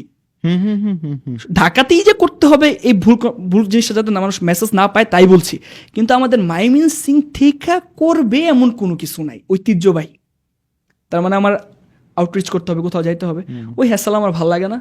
আমার মনে হয় আমি বাসায় বসে করি, আমি ফ্যামিলি ওরিয়েন্টেড পার্সন, ফ্যামিলি থেকে দূরে থাকতে পছন্দ করি না, বাসা থেকে করি, যেটা ভালো লাগে সেটাই করি, মানি জেনারেট হচ্ছে, আলহামদুলিল্লাহ আমি স্যাটিসফাই। এবং সেলফ স্যাটিসফ্যাকশনের একটা ব্যাপার আছে, শুধুমাত্র ইনকাম করলাম, অনেক কিছু করে ফেললাম। এবং টিমের কথা বলতে আসলে একটা জিনিস আসলো, এখানে যেহেতু আমার টিম মেম্বাররা বসে আছে, এটা অনেকের ভালো টিম থাকে না দেখে বিজনেস নষ্ট হয়, অনেকের ভালো পার্টনার থাকে না দেখে বিজনেস নষ্ট হয়। এই মুহূর্তে আমার সাথে আমার পার্টনার বসে আসছে 7 বছরের পার্টনারশিপ। সো এখন বয়স কিন্তু কম, আজকে হয়তো বা এত ম্যাচুরিটির কথা বলতে পারতেছি, কিন্তু 7 বছর আগে কিন্তু এরকম ম্যাচুরিটি ছিল না। অবশ্যই ম্যাচুরিটি সময়ের সাথে, টাকা পয়সা ইনকামের সাথে, নলেজের সাথে, অনেক কিছুর সাথে বাড়ে। তো তবুও আলহামদুলিল্লাহ পার্টনারশিপ আছে, ভালো চলতেছে। কিভাবে চলতেছে? খুব কঠিন না, একটা জিনিস, আমার ব্যবসা না আমাদের ব্যবসা, আমার স্বপ্ন না আমাদের স্বপ্ন, আমার কাজ না আমাদের কাজ, কোনো কিছুই আমার না তোমার না, সব কিছুই আমাদের। এই ফর্মুলাটা যদি যে কোনো বিজনেসে অ্যাপ্লাই করা যায়, ইনশাল্লাহ বিজনেস গ্রো করা সম্ভব। এই যে পার্টনারশিপ বলেন, টিম ওয়ার্ক বলেন, এগুলা কখনো নষ্ট হবে না। আর একজন উদ্যোক্তা হিসেবে এই জিনিসটা তো জানাই উচিত যে উদ্যোক্তা তো আর নিজে সব কাজ করবে না, কিন্তু তার এটা জানতে হবে কিভাবে অন্যকে দিয়ে বেস্ট আউটপুটটা বের করে নিয়ে আসা যায়। এটারও ফর্মুলা এটাই, আমার না আমাদের, একদম সহজ হিসাব। অসম অসম। একটা জিনিস আমরা দেখি অনেক সময় যে অনেকে বলে যে বাংলাদেশে টাকা ইনকাম করা খুব ডিফিকাল্ট এবং কিভাবে করব ইনকাম ভাই বুঝতে পারতেছি না। অনেক সময় একটা ফেজ থাকে যে লস্ট থাকে, রাইট? সো এই জায়গাটা তুমি কিভাবে দেখো, বা এই জায়গাটা তোমার কাছে কি মনে হয়, যদিও এটা অ্যাপ্লিকেবল না তোমার জন্য বিকজ তুমি ভালো করতেছো, বাট ওই জায়গাটা যাদের ওরকম একটা কাজ করে না যে কি বাংলাদেশ থেকে আসলে টাকা ইনকাম করা খুবই ডিফিকাল্ট, এটার একটা কথা বলেই সলভ হয়ে যাবে। এই কথাগুলো আসলে কারা বলে, তারা হচ্ছে, তাদের প্রশ্ন আমার কাছে এসে হয়, ভাই আমি কি শিখবো? এখন তুমি কি শিখবা সেটা তো আমি বলতে পারবো না। এক্স্যাক্টলি, একদম সেম। তার মানে সে আমার কাছে আসে, আমি হয়তো বা আমার কোর্স বিক্রির জন্য, আমার কনসালটেশন বিক্রির জন্য বলি ডিজিটাল মার্কেটিং শিখো। 2 দিন সে শিখে, ভাল লাগে না, সে যায় একজন গ্রাফিক্স ডিজাইনারের কাছে, ভাই কি শিখবো? গ্রাফিক্স ডিজাইন শিখো। আলটিমেটলি দিন শেষে সে সব ট্রাই করে কিন্তু সাকসেস হতে পারে না কোনোটাতেই। নর্মালি আমরা যে কোনো বিজনেসের তো একটা টি ফর্মুলা আছে, যেমন আমাদের ডিজিটাল মার্কেটিংও আছে টি শেপ। আমরা এসইও, আমি যেহেতু ফেসবুক মার্কেটিংয়ের উপর কথা বলতেছি তাই বলে এসইও কি যে আমি জানি না, ব্যাপারটা এরকম না। ইনস্টাগ্রাম কীভাবে কাজ করে জানি না, ব্যাপারটা এরকম না। টিকটক কীভাবে কাজ করে জানি না, ব্যাপারটা এরকম না। সবই জানি, কিন্তু আমার ডিপ ডাউন নলেজ হচ্ছে ফেসবুক অ্যাডের উপরে। সো এখন আমি সারফেস লেভেলে সব জানছি, এবং আপনি শুনলে অবাক হবেন, আমি আমার লাইফে গ্রাফিক্স ডিজাইন শিখছি, ভিডিও এডিট শিখছি। আমার যে ভিডিও এডিটিং করে ওর সিকোয়েন্স পর্যন্ত আমি বলে দিই এইভাবে এডিট করা যেতে পারে। গ্রাফিক্স ডিজাইন যে তাকে বলে দিই এই জিনিসগুলো অ্যাড করা যেতে পারে, কারণ আমি শিখছি, আমি জানি। এখন আমার প্রয়োজনের তাগিদে শিখতে হয়েছে, কারণ আমার সময় কোনো মেন্টর ছিল না, তখন কোনো গাইডলাইন ছিল না যে এখন যেরকম কথা বলেতেছে 1 ঘন্টার পডকাস্ট থেকে প্রায় 1 বছরের লেসন নিয়ে নেওয়া যেতেছে, তখন এরকম অপরচুনিটি ছিল না। তো আমার সব কিছু ট্রাই করে করে করে করে শিখতে হয়েছে যে ট্রাস্ট অ্যান্ড ট্রায়াল, এটা আমার ভালো লাগতেছে না ওইটা যাই, ওইটা ভালো লাগতেছে না ওইটা যাই। গ্রাফিক্স ডিজাইন কি জানি না, চেষ্টা করি, ট্রাস্ট অ্যান্ড ট্রায়াল। আমি যখন HTML CSS শিখি, টানা 3 দিন ধরে আমি কোড করছি একটা ওয়েব পেজ বানানোর জন্য। ওয়েব পেজ বানানোর পরে যখন মেনুর উপরে হোভার করলে হোভার হয় না, তখন আমি বুঝে গেছি যে আমার জন্য HTML CSS প্রোগ্রামিং না। কিন্তু ওইটা করতে যায় আমি কিন্তু অলরেডি 4 মাস নষ্ট হয়েছে। আমি যদিও লাস্ট 3 বছরের এই পরিমাণ রেভিনিউ বা এই পরিমাণ গ্রোথ, কিন্তু আমার শুরু কিন্তু আরও আগে 2016-17 থেকে। এর মাঝখানে আমি ভিডিও এডিটিং শিখছি, গ্রাফিক্স ডিজাইন শিখছি, এমন কোনো কিছু নাই যেটা সম্পর্কে বেসিক নলেজ আমার নাই। সব কিছু শিখে শিখে শিখে শিখে মনে হয়েছে ওকে, সব ওভারঅল থিঙ্ক আমার যেহেতু মনে হয়, এবং এটা আমার সেলফ রিয়েলাইজ হয়েছে যে আমার মার্কেটিংটা আমার জন্য বেস্ট। মার্কেটিং গেছি, প্রশ্নটা এরকম হয়ে যায় যে ভাই আমি কি সায়েন্স নিব, আর্টস নিব না কমার্স নিব? তুমি কোনটা নিবে এটা তুমি ভালো ডিসাইড করতে পারবা। তুমি ডিসাইড করে ঠিক ওই রকম একটা মেন্টর খুঁজো, যে তার কাছে যাও, শিখো, তুমি সাকসেস হইবা। তখন আর তুমি কথা বলবা না যে বাংলাদেশে তো ইনকাম নাই, বাংলাদেশের স্কিলটার ডিমান্ড নাই, এই কথাগুলো তখন আর আসবে না। এখন আমরা স্কিল না, আমি তো বললামই, এজেন্সি আমার মেল পাঠায় যে আমাকে নিয়োগ দেওয়া যাবে, আমি ফেসবুক এক্সপার্ট, এই ধরনের মেল যদি পাঠায় কেউ, সে সারা জীবনও তো কোনো চাকরি পাবে না। তার মানে তুমি হচ্ছে নানান জিনিস আগে ট্রাই করছি। সো ট্রায়াল অ্যান্ড এরর এই প্রসেস দিয়ে করতে করতেই তার ফাইনালি তোমার জিনিসটা তুমি খুঁজে পাইছো। আর যখন তুমি শিখছিলা, মানে শেখার সময়টা চলছিল, তখন তুমি বললে কি তোমার কাছে ওইরকম ইন্টারনেটও ছিল না? হ্যাঁ, আমার মানুষের বাসার ওয়াইফাই ইউজ করতে হয়েছে। মানুষের বাসায় মানে কি তোমাকে দাওয়াত দিত যেটা? পাসওয়ার্ড ফ্রি ওয়াইফাই ছিল কিছু, আবার অনেকের কথাবার্তা বলে বলছি ভাই ওয়াইফাই এর পাসওয়ার্ডটা যদি দেওয়া যায় তাহলে একটু ভালো হইতো, এলাকার তো ভিত্তিক ভাবে। সো দিচ্ছে, তার বাসার নিচে বসে ভিডিও দেখতেছি। ও বাসায় বসে সোফা আমি একটু দুষ্টামি করতেছি। এইগুলো বলতেছি এই কারণে, কারণ আমাদের কাছেও প্রচুর মেসেজ আসে যে ভাইয়া কি শিখবো, ভাইয়া একটা স্কিলের নাম বলেন, সেটা শিখতে চাই। কোনটা সহজ, হ্যাঁ, কোনটা দ্রুত সহজ? ইনকাম করা যাবে, সবচেয়ে বেশি কোনটা দ্রুত ইনকাম করা যাবে। জাস্ট টেল মি যে আচ্ছা ভিডিও এডিটিংটা সহজ, গ্রাফিক ডিজাইনিং সহজ, মানে এই জিনিসটাই সবচেয়ে সারপ্রাইজিং লাগে যে তাদের প্রথম ইয়াটা থাকে অনেকের সহজটা কোনটা, এটা আগে বলেন। এবং একই সাথে হচ্ছে ভাইয়া আমার জন্য কোনটা ভালো, আপনার জন্য কোনটা ভালো সেটা। ভাই আমি কোনটা সহজে শিখতে পারবো একটু বলেন। হ্যাঁ, ব্যাপারটা আসলেই আমি এটাও বুঝতে পারি যে কেন তারা এই প্রশ্নটা করে, কারণ তারাও আসলে ওই ফেজের মধ্যে দিয়ে যাচ্ছে যে সময় ভালো কিছু করতে চাচ্ছে, কিন্তু সব জায়গাতেই মনে হচ্ছে কোনটা যে আমার জন্য। এখন মেন্টরশিপ আসলে এইভাবে একটা প্রশ্নের মাধ্যমে উত্তর দিয়ে পাওয়া যায় না। মেন্টরশিপের জন্য নিজেকেও একটা জায়গায় আগে নিয়ে আসতে হয়, কষ্ট করে করে একটা জায়গায় নিয়ে আসলেই তখন বোঝা যায় আদৌ এই মেন্টরটাই আমার জন্য হবে কিনা।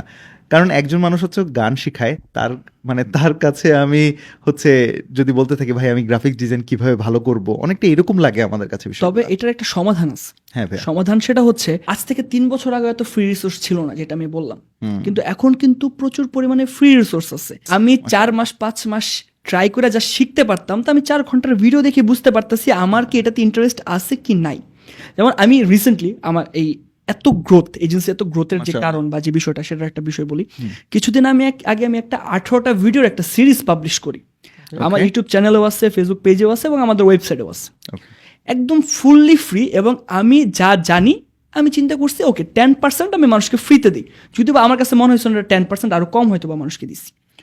ওই ফ্রি রিসোর্সের সিরিজগুলো দেখা মানুষ সমানে তাদের প্রোডাক্ট স্টক আউট করে ফেলতেছে মার্কেটিং করে, যে তাদের প্রোডাক্ট স্টক আউট হয়ে যেতেছে শুধুমাত্র ফ্রি সিরিজ।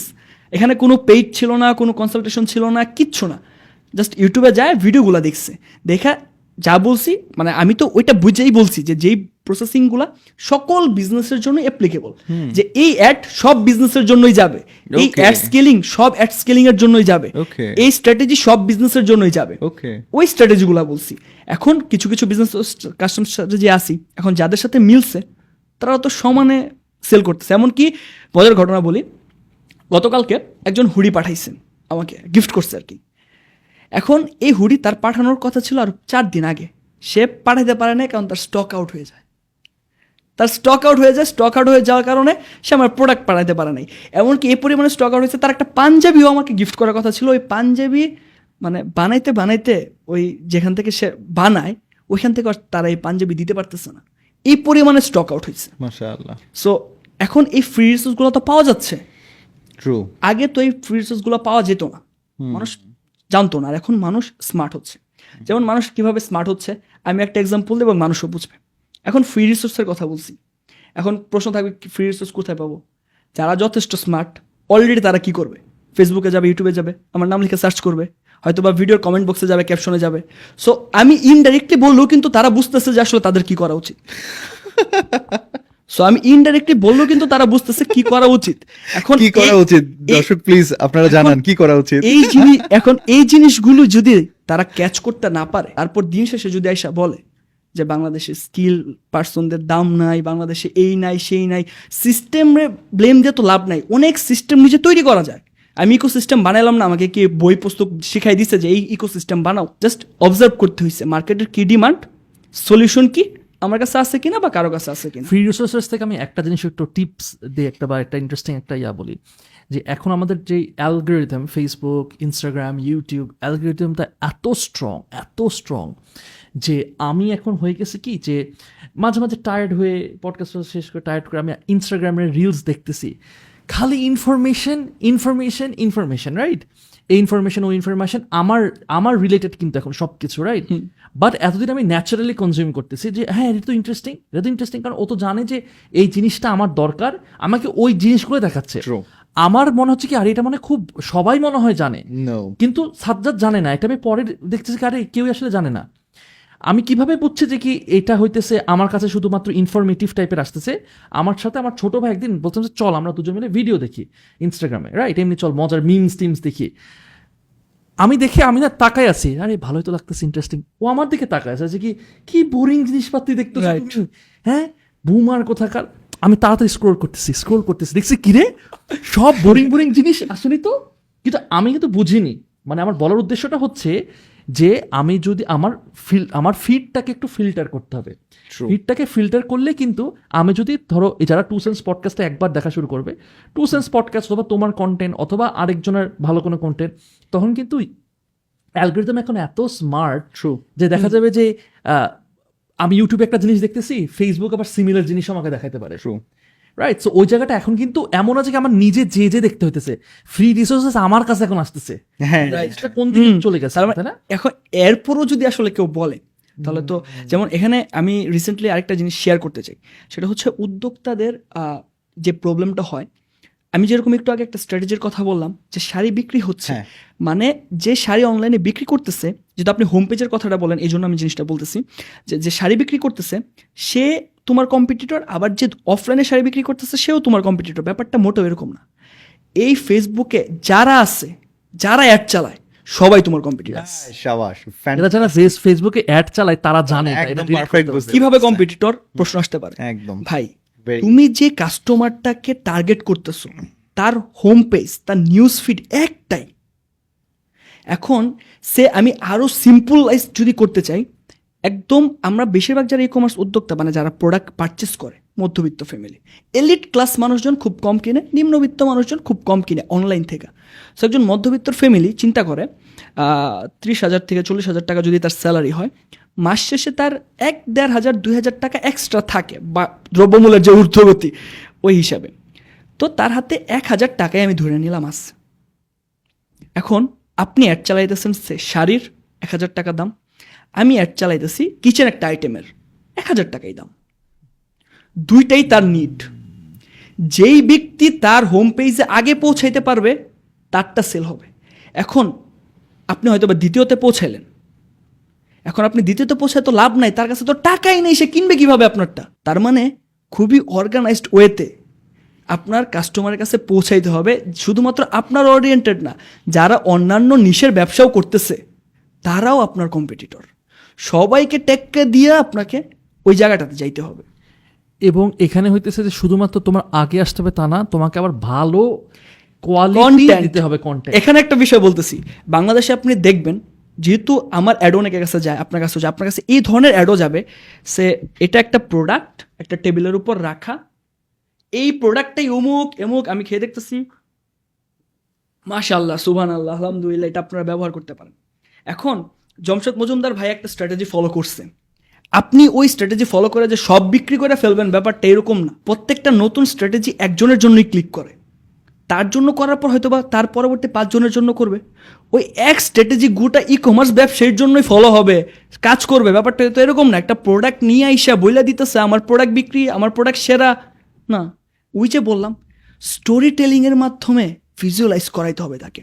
যেমন আমি ধরেন একটা প্রোডাক্ট বিক্রি করতেছি, যেটা হচ্ছে একটা প্যান ড্রাইভ, এখন খুব ভালো চলতেছে, পিসি হ্যাং থেকে শুরু করে জেনুইন মাইক্রোসফট বিভিন্ন বিষয়বস্তু দেয়। এখন আমি বললাম আপনার পিসি কি হ্যাং হয়ে যাচ্ছে, তাহলে আমার এই প্রোডাক্টটা আপনি ব্যবহার করতে পারেন, আপনার সকল সমস্যার সমাধান হয়ে যাবে, এই সেই। অন দ্য আদার হ্যান্ড আমি একটা স্টোরি বানাইলাম। স্টোরিটা কেমন? আমার ফ্রেন্ড শান্ত, সে একটা কম্পিউটার চালাচ্ছে, আগামীকালকে তার ভার্সিটি প্রেজেন্টেশন, খুব প্রেশার, তার কাজের প্রেজেন্টেশন জমা দিতেই হবে, নাহলে মার্কস পাবে না। এমন সময় তার পিসি হ্যাং হয়েছে, না সে পারতেছে দোকানে নিয়ে যাইতে, না সে পারতেছে একদিন ওয়েট করতে, ইমিডিয়েট সলিউশন দরকার।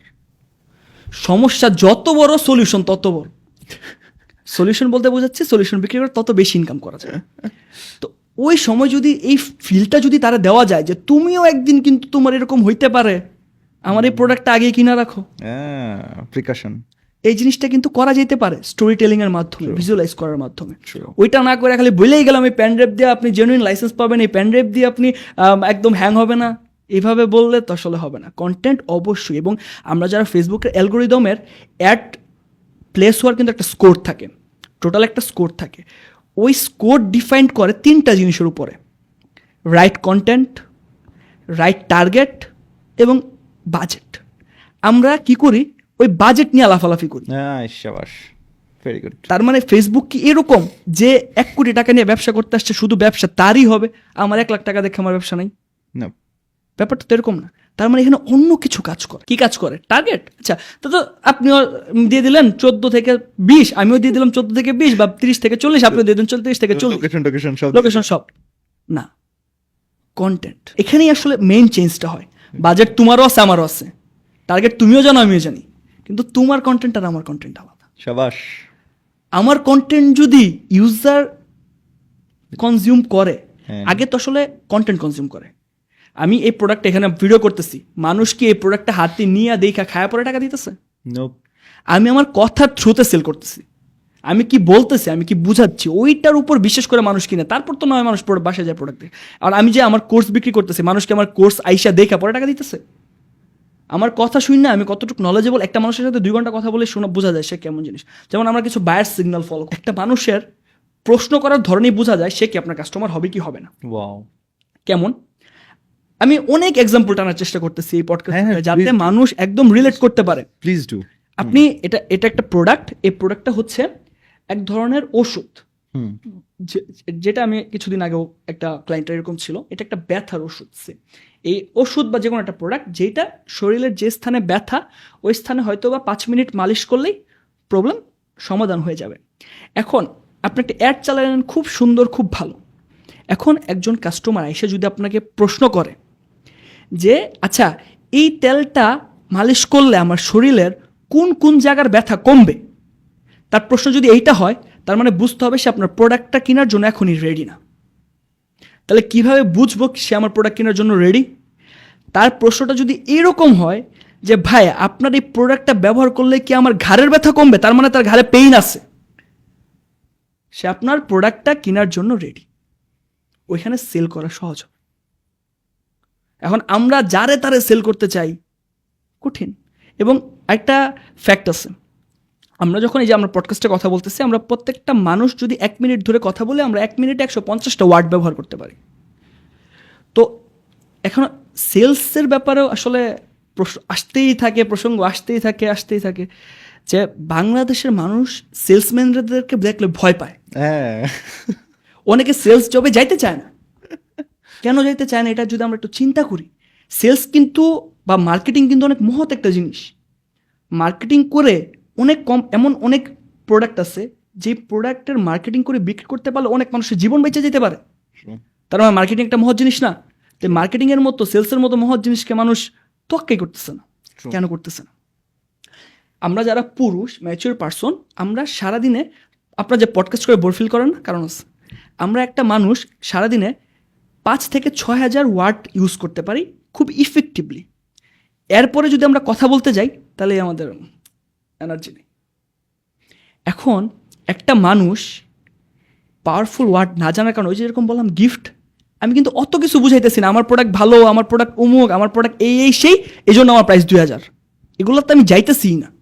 আমি বলতেছি গিফট দেন, মেসেজ সিম্পল, কথা সিম্পল, মেসেজটা বেশি মানুষের ডেলিভার করতে পারতেছি। এখন আমার যেহেতু স্কোপ নাই, চাইলেও 5000 ওয়ার্ডের বেশি ব্যবহার করা, তার মানে আমাকে আইডেন্টিফাই করতে হবে এই 5000 শব্দ ব্যবহার করে আমি কত বেশি মানুষেরকে আমার কাস্টমার করতে পারি। এই জিনিসটা আমার চিন্তা করতে হবে। তো এইটা চিন্তা না করে আমরা পাওয়ারফুল ওয়ার্ড জানি না, আমরা যা তা মন চাই বলতে থাকি, যে যেই প্রোডাক্ট নাই, যেই প্রোডাক্টের যে বেনিফিট নাই, ফিচার্স নাই, সেটাও সেল করার জন্য বলতে থাকি। দিন শেষে কাস্টমার যখন প্রোডাক্ট কিনে ব্যবহার করে, আসলে সে ওই বেনিফিটটা পায় না। 200 কোম্পানির, 200 সেলসম্যানের। কিন্তু আমরা যদি আসলে শর্ট ওয়েতে কম মেসেজে, মানুষ কখনোই ভালো প্রোডাক্ট কিনে না, মানুষ ওই প্রোডাক্টটাই কিনে যেটা সে ভাবে ভালো। তাই আমরা যদি ওইভাবে মেসেজটা সিম্পলিফাই করে খুব সহজভাবে উপস্থাপন করতে পারি, দ্যাটস গ্রেট, মানুষ প্রোডাক্ট কিনবে। এক্ষেত্রে বিল্ডিং এ স্টোরি ব্র্যান্ড নামে একটা বই আছে, আই থিঙ্ক আপনারা সবাই জানেন। এইটা অনেক হেল্প করছে আমার, এটা অবশ্যই রিকমেন্ডেড একটা বই এই স্টোরি টেলিং এর জন্য। যে যদি এক্সপ্লেন করার ওয়ে থাকে, আমি এক্সপ্লেন যদি করি, সেটা হচ্ছে এখানে 7 স্টেজে আপনারা পড়ছেন, এবং যারা পড়ছে না তাদের জন্য আসলে জিনিসটা বলা। এখানে একটা 7 স্টেজে, এবং আমি এটার উপর একটা উদাহরণ দিয়ে দিব আমার অ্যাড কিভাবে বানাই আমি। তো একটা হিরো আছে, হিরো কিন্তু কখনোই ভাই আপনি না, হিরো আপনার কাস্টমার। এখানে একটা হিরো আছে, যে হচ্ছে এটা বড় বড় সিনেমা বলেন, ওয়েব সিরিজ বলেন, সব জায়গায় এই স্ট্র্যাটেজি ফর্মুলা ব্যবহার করা হয়। একটা হিরো আছে, ওই হিরোর একটা সমস্যা আছে। এখন ওই হিরোর যেহেতু সমস্যা আছে, তার মানে তার একটা সমাধান দরকার। সমাধান হয় আপনি, নয়তো আপনার প্রোডাক্ট। যদি আপনি সার্ভিস সেল করেন তাহলে আপনি, আর যদি আপনি প্রোডাক্ট সেল করেন তাহলে আপনার প্রোডাক্ট। তো একটা হিরো একজন প্রবলেমে আছে, সে একটা গাইড পাইলো, একটা প্রোডাক্ট পাইলো, এবং পাওয়ার পরে অবশ্যই তার একটা প্ল্যান দরকার, যে জিনিসটা আমরা দেই না। যেমন আমার কোর্সের সাথে একটা প্ল্যান থাকে, ফার্স্ট এগুলা করবা, সেকেন্ড এগুলা করবা, থার্ড এগুলা করবা, ফোর্থ আবার দেখবা, তারপর এভাবে দেখবা। ওয়েব সিরিজের মতো কোর্স দেখার দরকার নেই, এরকম একটা প্ল্যান থাকে। এবং শুধু যে প্ল্যান দিয়ে ছেড়ে দিই ব্যাপারটা এরকম না। এই জার্নি তোমার এবং আমার দুজনের, আমরা দুইজন মিলে জার্নিটাতে যাওয়ার চেষ্টা করব। এটা আমি বিল স্টোরি ব্র্যান্ডের এক্সাম্পলের থ্রু দিয়ে বলতেছি। এবং এর মাধ্যমে দুইটা জিনিস হবে। এক, তোমার অনেক সময় আমি বাঁচাই দিব, তুমি অনেক ফেইলার হইতা, ওইগুলো তোমার হইতে হবে না, কারণ আমি হইছি, আমি তো জানি কি কি করলে ফেলার হয়, কি কি করলে ফেলার হয় না, তোমার হইতে হবে না। এবং দিন শেষে আলটিমেটলি সবাই যেটা চায়, সাকসেস। প্রোডাক্ট ব্যবহার করে উপকৃত হবে, কোর্স বিক্রি করে মিলিয়ন মিলিয়ন ডলার কামাবে, সো এগুলোই চায়। এখন আমি যখন অ্যাড বানাই, কিভাবে বানাই, একজন উদ্যোক্তা, যেমন আমার অ্যাডে ওরাও থাকে, আরও বিভিন্ন ক্যারেক্টার আনার চেষ্টা করি। যে ফেসবুকে এখন একটা বড় সমস্যা হচ্ছে, ফেসবুকের ডলার খরচ খুব বেড়া যায়, ডলার খরচ বেড়া যায়। একজন উদ্যোক্তা, যে শান্ত নামে একজন উদ্যোক্তা আছে, সে ই কমার্স ব্যবসা করতেছে, কিন্তু কোনোভাবেই সে ডলার খরচ কমাইতে পারতেছে না। তার এরকম একটা কথা, ডলার বাড়তেছে, তখন সে বলতেছে যে এতই যদি ডলার খরচ বাড়ে তাহলে তো আমি ব্যবসা করতে পারবো না, আমার লস হচ্ছে, কি কি সমস্যা হচ্ছে সেগুলো বলতেছে। তারপরেই আমি গাইড, ঠিক আছে আমি এটা আপনাদের সমাধান দিতেছি। এই ভিডিওতে কিছু সমাধান থাকে, এবং একটা ভিডিওতে নিশ্চয়ই আমার এই এত বছরের প্রিভিয়াস এক্সপিরিয়েন্স শেয়ার করা সম্ভব না, এবং অবশ্যই এগুলো থাকে যে যারা আমার সাথে জার্নি করবে আমি তাদের সাথে জার্নি করব, আপনার ফেলিয়ারগুলোকে আমরা ওভারকাম করে দিব, এবং দিন শেষে আমরা সাকসেসের দিকে যাব। এবং এই জিনিসটা বলার পর এখন যারা আমার অ্যাডগুলো দেখবে, আমি জানি এই টুসেন পডকাস্ট যারা দেখবে সবার কাছে আমার অ্যাড যাবে, তো সবার কাছে আমি অ্যাড পাঠাবো। I will make sure, right, I will make sure. So কারণ ওই অ্যালগোরিদম আমরা ব্রেকডাউন করে ফেলছি, যে কি করলে কিভাবে কি সবার কাছে যাবে, কি ধরনের অডিয়েন্স দরকার, সব কিছু হয়ে গেছে। সো এখন তারা রিলেট করতে পারবে, আচ্ছা এই অ্যাডটা তাহলে একটা গল্প ছিল, আচ্ছা ওই অ্যাডটা একটা গল্প ছিল, এটা তো আমরা গড বা অ্যাড ভাইবা দেখতেছি। এবং আমি আমার একটা অ্যাডেও, এবং আমার অ্যাড কিন্তু কোনো অ্যাড 1-2 মিনিটের হয় না, আমার প্রত্যেকটা অ্যাড 10-12 মিনিটের হয়, সিরিয়াসলি। এবং প্রত্যেকটা অ্যাড মানুষ শেষ পর্যন্ত দেখে। কেন দেখে? আমার শেষের দিকে কিছু অ্যাকশন থাকে, আপনি এটা দেখছেন তাহলে এটা করেন তো, আপনি ওইটা করছেন তাহলে বন্ধুদের মেনশন করেন তো, বন্ধুদের মেনশন করতেছে, তার মানে কি? হেই, আপনারা যদি কল টু অ্যাকশন একটা দিয়ে নিই, আপনারা যদি অলরেডি শাহরোজের সেই 18টার সিরিজের দেখে থাকেন তাহলে প্লিজ জানান, আর যদি নাও দেখে থাকেন তাহলে জানান যে নেক্সট কত ঘন্টার মধ্যে আপনারা দেখতে যাচ্ছেন। ওকে, প্লিজ কন্টিনিউ। তার মানে বোঝা যাচ্ছে এই পর্যন্ত কারা কারা চলে আসছে। সো আমি লাস্টে এই ধরনের কল টু অ্যাকশনের রিটার্ন পাই, তার মানে হচ্ছে মানুষ আমার এটা দেখতেছে। আর অলরেডি অ্যানালাইটিক্স থেকে তো দেখাই যায় আমার কোন ভিডিও কত মানুষ দেখলো, কি পরিমাণ ইমপ্রেশন হলো, কি পরিমাণ রিচ হলো, এভরিথিং ইজি, একদম ইজি প্রসেস। মোট কথা, কাস্টমার সাইকোলজি ক্র্যাক করতে পারলে মার্কেটিং কোনো ইস্যুই না। আর ওই ফেসবুকের একটা ডলার একটা বাজেটের খেলা, খালি কী ধরনের, কারণ কন্টেন্টই তো সাইকোলজি। ডলার বাজেট খালি স্পেন্ড করো, তুমি $1 ইনভেস্ট করে $10 মেক করতেছো, এখন $10 ইনভেস্ট করো, $100 মেক করো, $100 করতেছো 1000 করো, 1000 স্পেন্ড করে 1 লাখ করো, সিম্পল হিসাব, খুব জটিল কিন্তু কোনো কিছু না। শুধুমাত্র সাইকোলজিটা বুঝতে পারলেই গেম ক্র্যাক করা সম্ভব। Excellent, excellent. এই জায়গা থেকে আসলে মানে হোয়াট আ লেসন, নাকি হোয়াট আ লেসন। মানে ওর কথাবার্তাগুলো দেখ, রেজাল্ট ওরিয়েন্টেড মার্কেটিং, মানে ও কিন্তু বলতেছে না যে আমি ফিচার সেল করি না, আমি রেজাল্ট সেল করি। Very good, very good. Not only that, এখানে ফিডের কথাটা যেভাবে আসলো, যে হোম পেজটা কি হচ্ছে, হোম পেজে যাওয়ার জন্য সবাই ফাইট করতেছে, তাই না? এই জায়গায় আসলে যে শুধুমাত্র আমার মতো আরেকজনই শাড়ি বিক্রি করতেছে সে আমার কম্পিটিটর না, everyone is competing here. Excellent understanding.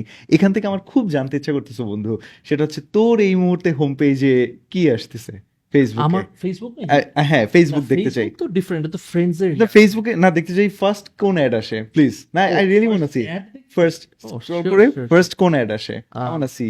Sure, এখানে দেখাচ্ছে একটা শু স্টোরেজ ব্যাগ, ওকে, তারপরে মানে জুতা রাখার ব্যাগ। তারপরে একটা আসছে হইতেছে চকলেট সেল করছে, চকলেট সেল করছে, হ্যাঁ। তারপরে এটা একটা সফটওয়্যার স্যাস কোম্পানি ক্লিক মাইন্ডেড, ওকে, তিনটা পেলাম। তারপরে আমিন হান্নানের আমি ক্রিস্প কমেডি নাইট, ওকে, চারটা ঠিক আছে, চারটা কি ঠিক আছে? আচ্ছা, পেছন থেকে রিয়াজ, তারপর একটা কফির একটা দেখছি, কফি এক্সপিরিয়েন্স। রিয়াজের ওকে, একটা হচ্ছে জাকাত দেয়া রিলেটেড কিছু, হ্যাঁ একটা মানে সরি, একটা হচ্ছে সাদাকা রিলেটেড, হ্যাঁ। তারপর প্যাসিভ জার্নালের সেকেন্ডটা রিয়াজের, হ্যাঁ। কিরণ থার্ডটা হচ্ছে এই যে এডটেকের। ওকে, সো ওর পার্সোনালিটি অনুযায়ী একদম ম্যাচ করতেছে।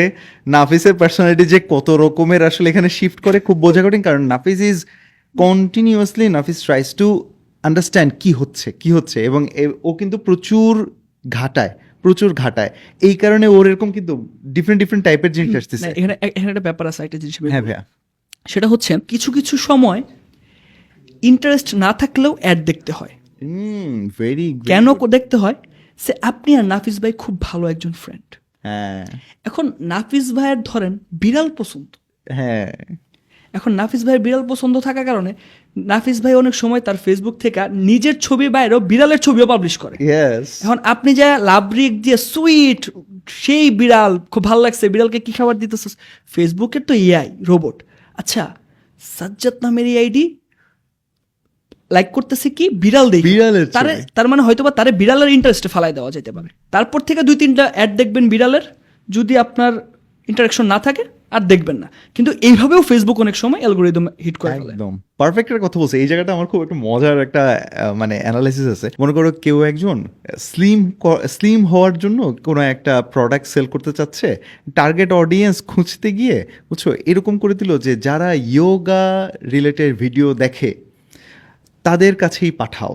এখন ইয়োগা রিলেটেড ভিডিও কি আসলে শুধু সেই আপুরাই দেখে, নাকি ইয়োগা রিলেটেড হয়তো বা সেই দুষ্টু ভাইয়ারাও দেখে? আই এম নট শিওর মানে কাদের কাছে যে শেষ পর্যন্ত ইয়োগা রিলেটেড ভিডিও টার্গেট করে Solve আছে। প্রোডাক্টটা পাঠাবে।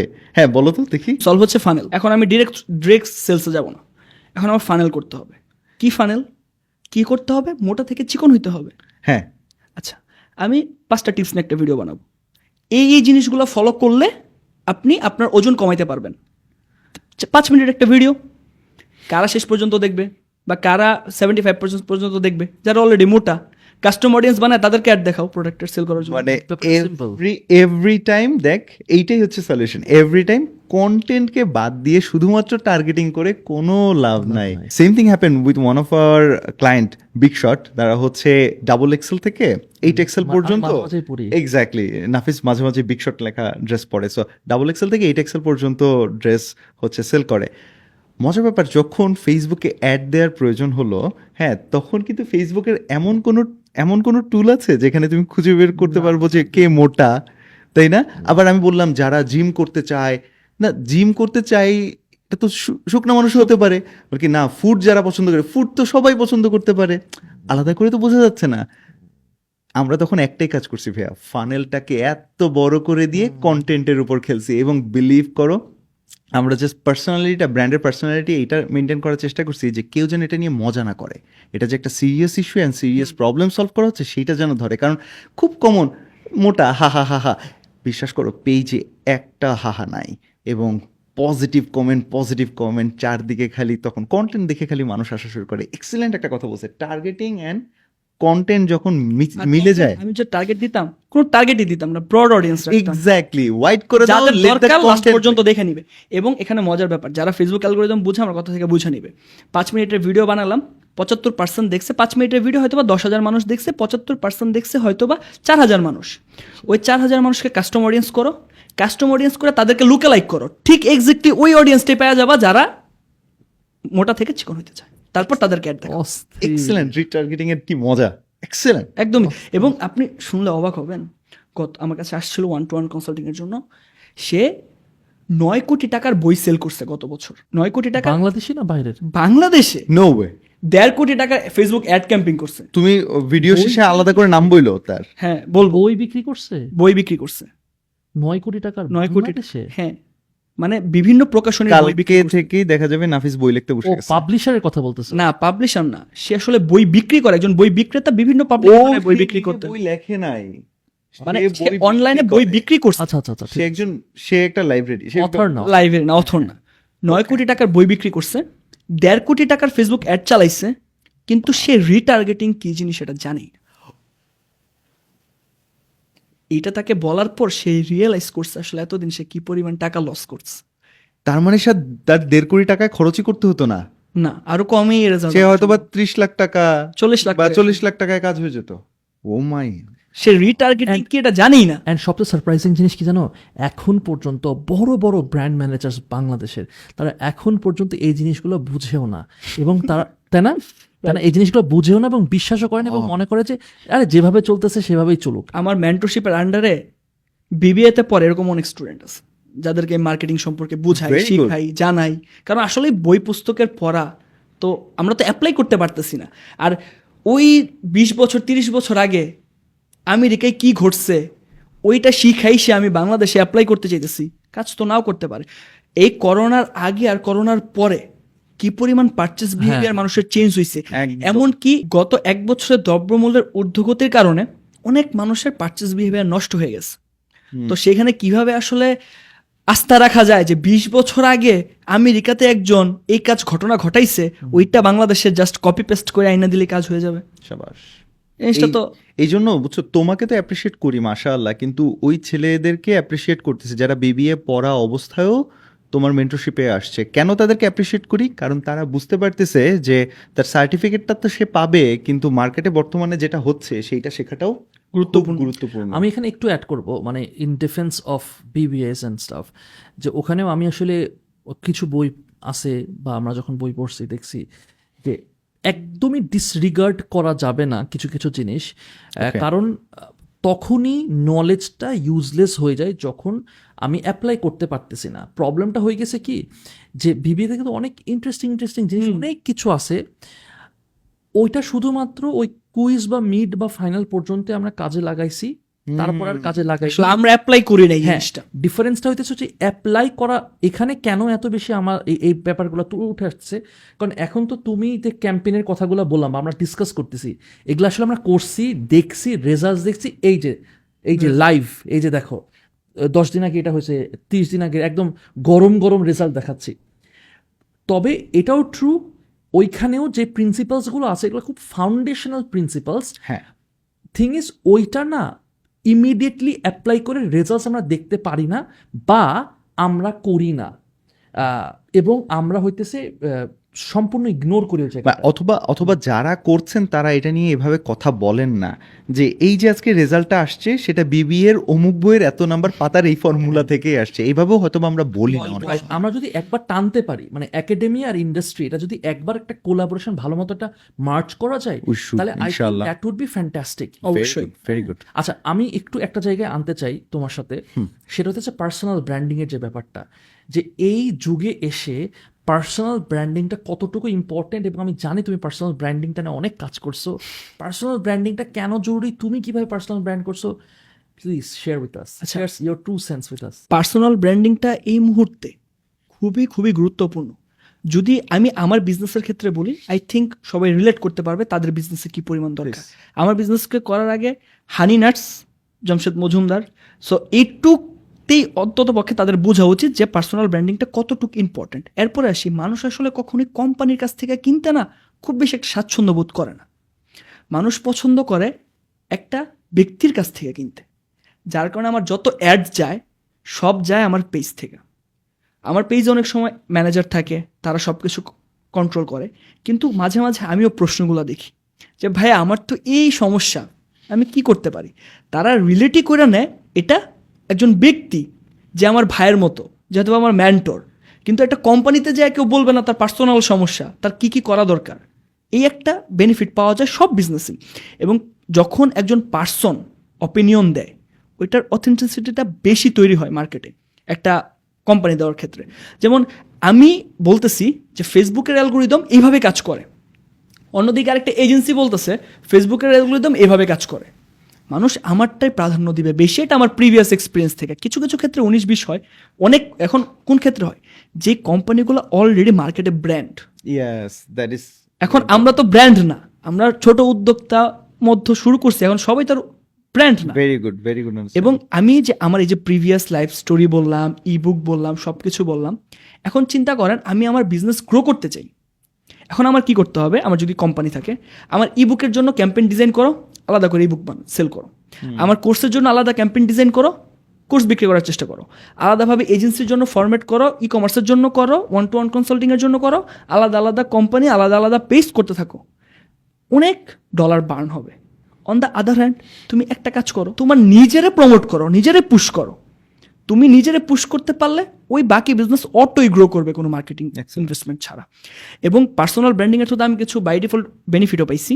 যেমন আমি এমন অনেক জায়গায় যায় কথা বলতে পারছি, অনেক জায়গায় যায় বসতে পারছি, অনেক জায়গায় আমার একটা ক্রেডিবিলিটি তৈরি হয়েছে, অথেন্টিসিটি তৈরি হয়েছে, যেইটা আমার সম্ভব ছিল না যদি আমি একটা কোম্পানির ওনার থাকতাম। যেমন চ্যানেল আই, সময় টিভি, অনেক নিউজ চ্যানেলে আমার সম্পর্কে টু সেন্স পডকাস্ট অবশ্যই। তো এইখানে যেহেতু কথা বলতে পারতেছি, তারা সবসময় প্রমোট করতেছে, আমি করছি। একটা কোম্পানি 4 কোটি টাকা রেভিনিউ করছে, আপনারা এটা কখনোই ওইরকমভাবে প্রমোট করতেন না, বা কেউ করতো না, বা কেউই বলবে না। কিন্তু একটা পার্সন যে কিনা 24 ইয়ার্স ওল্ড যে করছে, তারে কিন্তু জিনিসটা অনেক বড় করে দেখা হইতেছে। তো সোসাইটিতে একটা big impact, big image create করার জন্য পার্সোনাল ব্র্যান্ডিং খুবই গুরুত্বপূর্ণ। Very good, very good understanding. এবং এর ক্ষেত্রে যদি বলা হয় কিভাবে পার্সোনাল ব্র্যান্ডিংটা গ্রো করছো, content, the storyteller in you, তোমার ভেতরে যে একটা স্টোরি টেলার আছে, এবং তোমার অ্যাড কিন্তু আমাদের কাছেও আসে। হ্যাঁ, তোমার ইবুক কেনানোর জন্য আমাদের কাছেও আসে। Good, very good work. এবং ওই অ্যাড কিন্তু বিরক্ত লাগে না তোমার অ্যাড। আলহামদুলিল্লাহ, তোমার অ্যাড কিন্তু বিরক্ত লাগে না। অনেক অ্যাড আছে না, যে ওই যে বলছিলে না, সেলসের লোক দেখলে মানুষ হ্যাঁ বিরক্ত হয়ে যায়। তোমার অ্যাড কিন্তু বিরক্ত লাগে না, মনে হয় যে তুমি মনে হয় হেল্প করতে আসছো। এটা একটা মজার না, জিনিস। এটা আসলে মনে হয় যে হেল্প করতে আসছো তুমি আমাকে। আমার টেন্ডেন্সি থাকে, আমার একটা অ্যাড মানুষ 10 মিনিট সময় দিবে, কেউ যদি কিছু শিখতে না পারে তাহলে সে ধরেই নিবে এই ব্যক্তি কোর্সে ওইগুলোই বলছে। আমি একটা কোর্সের খুবই হট টপিক, খুবই হাইলি ক্যাচি একটা টপিক অ্যাডে নিয়ে আসি, একটা প্রবলেম দেখাই, সলিউশন করি, যারা যারা একমত হয় সবাই আমার কোর্সে আসে। সেম এটা যে কোনো প্রোডাক্ট বিজনেস, হয়তো বা এই টু সেন্স পডকাস্টে আমি আমার সম্পর্কে অনেক কিছু বলছি, এজেন্সি সম্পর্কে সব কিছু বলছি, কিন্তু যে যার ফিল্ডে এগুলো রিলেট করতে পারবে, ট্রু, ওইটা যদি সে করতে পারে, আমার হেল্পও লাগবে না। এখানে যে পরিমাণ কথাবার্তা বলা হয়েছে, এখান থেকে তার 50 লাখ সেল করা সম্ভব। ফ্যান্টাস্টিক, ফ্যান্টাস্টিক, ইনশাআল্লাহ। মানে এই যে আমার না একটা অভ্যাস হয়ে গেছে, আমার না বুঝছিস অডিয়েন্সের সাথে খুব কথা বলতে ইচ্ছা করে। মানে আই রিয়েলি ওয়ান্ট সেট যেই সময় এরকম একটা সেট হবে যে আমাদের এখানে অডিয়েন্সটা থাকবে, অথবা অনলাইনে তাদেরকে দেখতে পাবো, কথা বলবো। মানে ধরেন virtually we are speaking, because আপনাদের কমেন্টগুলো কিন্তু আমরা পড়ি।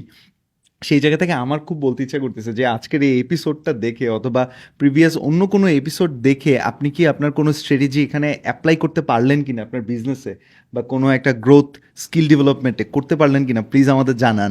অ্যাজ ওয়েল অ্যাজ ওইটার মাধ্যমে কি লাভ হয়েছে বা কি হয়েছে। আমরা টাকা চাবো না, সমস্যা নাই, কিন্তু কি লাভ হয়েছে প্লিজ আমাদের জানান। যেহেতু টিপসের কথা আসলো, আরেকটা শর্ট টিপস দিয়ে দিই উদ্যোক্তা প্লিজ। তাদের 2টা প্রবলেমের কারণে একটা বিজনেস গ্রো করতে পারে না।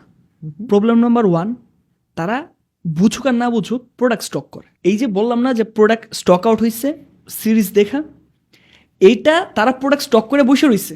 এমনও প্রোডাক্ট আছে যারা গত বছর স্টক করছে শীতের প্রোডাক্ট এই বছর বিক্রি করলো। হ্যাঁ আছে, কারণ তারা ভাবতেছে কি বিজনেসটা মনে হয় এরকমই যে আমি যত বেশি প্রোডাক্ট স্টক করে ফেলতে পারবো, মানে তারা এটা স্টক মার্কেটের মতো খেলতে চাইতেছে জিনিসটা।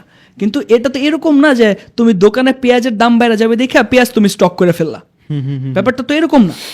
আরেকটা হচ্ছে তারা শিখতে চায় না, শিখার পেছনে অনেক অনীহা। ভাই এটা একটু বইলে দিলে, যেমন একটা টেকনিক্যাল টার্ম আছে গুগল ট্যাগ ম্যানেজার, এটা ওয়েবসাইটে ইন্টিগ্রেট করতে মোটামুটি 5-6 ঘন্টার মতো সময় লাগতে পারে যদি কেউ প্রপারলি একটা ভালো ই কমার্স ওয়েবসাইটে করে। তাদের প্রশ্ন থাকে, ভাই এনি ডেস্কে বা জুমে কি একটু দেখাই দেওয়া যাবে? কেন? তুমি এই জিনিসটা যেহেতু শিখবা, তুমি টাকাটা খরচ করে শিখো। আমি যদি $50 একটা কেউ প্ল্যান চায় যে ভাই $50 ব্যবসা কীভাবে করা যেতে পারে, এখন একজন এক্সাম্পল সে কী করলো, $50 দিয়েই অ্যাড চালাইলো, তার কাছে প্রোডাক্ট অলরেডি আছে, সে শুধুমাত্র অ্যাড চালাতে চায়। $50 দিয়ে অ্যাড চালাইলো, সে প্রতি ডলারে একটা করে সেল পাইলো। তাহলে সে কয়টা সেল পেলো? 50টা। এখন আরেকজন সে $50 তার কাছে আছে, সে হয়তো বা $25 দিয়ে কিছু একটা শিখলো বা কারো কাছ থেকে শিখলো, তারপর $25 সে স্পেন্ড করলো, সেল পেলো 50টা। ভাই ওয়ো 50 বিগ পিকচারে তুমি জিনিসটা কল্পনা করো যে সে $1000 স্পেন্ড করে 1000টা প্রোডাক্ট সেল পাবে, আর তুমি তখন $500 স্পেন্ড করে ওই 1000টা সেল পাবা। তার মানে ক্যালকুলেশনও বলে তোমাকে শিখতে হবে। আমি শিখবো না, প্রোডাক্ট স্টক করে ফেলবো, আমার অনীহা থাকবে শেখার প্রতি। নতুন জিনিস, যেমন একটা বিষয় সবাই উদ্বুদ্ধ করে যে তোমাদের বয়স কম, ইয়াং জেনারেশন অনেক ভালো কিছু করছে। ভাই আমাদের চেয়ে অনেক জ্ঞানী মানুষ, সিটিজেন আছে যারা আমাদের চেয়ে অনেক বেশি জানে। তাহলে তারা কেন এই পর্যায়ে হচ্ছে না, জানতে পারছে না? টেকনোলজি অ্যাডাপ্ট করে নাই। তারা ভাবছে যে আমরা হয়তো বা যে জিনিসটা শিখছি এটাই, হ্যাঁ ওইটাই, আমাদের চেয়ে আপনারা বেশি জানেন। কিন্তু সময়ের সাথে তাল মিলায় ওই যে প্রয়োজন ভেদে আপনাকে ডিসিশন নিতে হবে। এখন আপনারাও যদি আসতেন, আপনারাও যদি ক্যামেরার সামনে আইসা নিজেদের পার্সোনাল ব্র্যান্ডিং করতেন, ইয়ামিন ভাই করতেছেন না, আপনারা যদি করতেন, আসতেন, কথা বলতেন, আপনাদের অথেন্টিসিটি তৈরি হইতো, আপনাদেরকেও মানুষ দেখতো। তখন আমরা আরো বলতাম যে এই যে দেখেন অমুক আঙ্কেল, অমুক তমুক বা উনারা এত ভালো করতেছেন এই বয়সে আইসাও। এখন প্রশ্নটা যেমন আসতেছে এই বয়সেই, তখন আমরা বলতাম এই বয়সে আইসাও করতেছেন। কোশ্চেনটা কিন্তু চেঞ্জ হইতো। কিন্তু আমাদের কিছু মেন্টালিটি আছে, আর সবচেয়ে বড় মেন্টালিটি হচ্ছে আমি ছোটদের কাছ থেকে ভাই শিখতে চাই। তোমার বয়স কত, তোমার অভিজ্ঞতাই বা কি? শিখতে চাই না তো তোমার কাছ থেকে আমি বসে 1 ঘন্টা মার্কেটিংয়ের জ্ঞান নিব, সময় নেই। তাই বয়স কখন আসলে মেজার করে না যে সে কী পরিমাণ নলেজ রাখে, সে কী পরিমাণ অভিজ্ঞতা।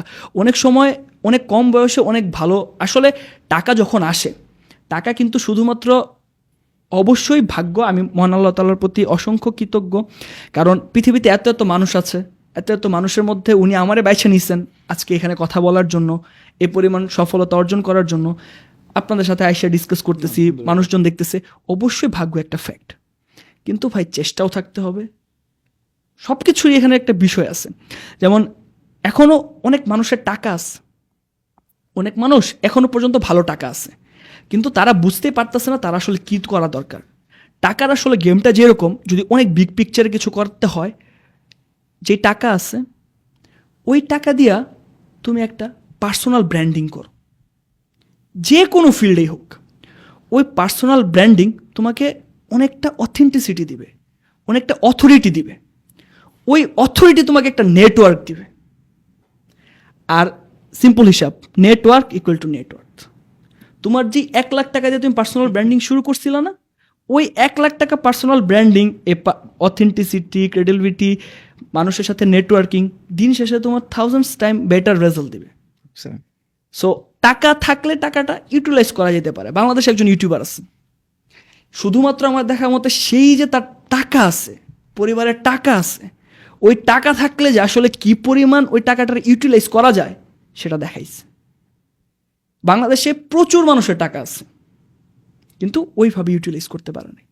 অনেকের বাবার টাকা আছে কিন্তু করতে পারে না। কিন্তু আসলেই সঠিক জ্ঞান, নলেজ থাকলে শো অফ করে উঠা যায়, অসম্ভব কিছু না। সো ওভারঅল সব ঘুরে ফিরে পার্সোনাল ব্র্যান্ডিং। অস্থির। এনিওয়ে শাহরোজ, অস্থির লাগছে ভাই তোমার তোমার কথাবার্তা, মানে তোমার কথাবার্তা শুনে মনে হইতেছে না তোমার বয়স 24। মানে তোমার যে মাশাআল্লাহ এত এক্সপিরিয়েন্স তুমি গ্যাদার করো, আসলে এইজটা না, ব্যাপারটা তুমি অনেক বছর ধরে কাজ করতেছো, ওইখান থেকে আসলে জিনিসটা আসতেছে। সেটা তুমি 30 বছরে শুরু করো আর 40 বছরে শুরু করো, রাইট? তোমার অ্যাকুমুলেটেড ইয়ার্স অফ এক্সপিরিয়েন্স আসলে ওটা কথা বলছে আর কি এখানে। তো সত্যি কথা, আমি আর সাজ্জাদ খুবই এনজয় করতেছিলাম আর কি। এত ম্যাচ করতেছিল চিন্তা ভাবনা, কথাবার্তাগুলো এত ম্যাচ করতে, খুবই perfect. Anyway Shahroz, thank you very much for coming to two sense podcast. Thank you. আশা করি শেষে একটা কথাই বলবো যে এই পডকাস্ট থেকে যে ধরনের ইনফরমেশনগুলো নিচ্ছে অডিয়েন্সরা, সেগুলো যাতে কাজে লাগাতে। শোনার পরে জাস্ট শুনলাম, ডোপামিন রিলিজ হইলো, ঘুমাই গেলাম। এই ধরনের অডিয়েন্সের কিন্তু ডোপামিন রিলিজ এভাবেই হয় যে তারা এডুকেশন নেয়, ইনফোটেনমেন্ট নেয়, তাদের ডোপামিন রিলিজ হয়। শুধুমাত্র এটা ডোপামিন রিলিজের মাধ্যম না বানাই, জিনিসটা যাতে অ্যাপ্লাই করে, ইনশাল্লাহ তারা রেজাল্ট দেখতে পারবে। Awesome, awesome. সাজ্জাদ, আউটরো মারিয়ে দিত। ইয়েস, একদম। তাহলে আর বসে থাকার কোনো সুযোগ নাই। আজকে এখানে যা যা শিখছি অ্যাপ্লাই করা শুরু কাজে লেগে যান এখন। Exactly. So thank you everyone, thanks for watching. ইনশাআল্লাহ দেখা হবে নেক্সট এপিসোডে। আসসালামু আলাইকুম।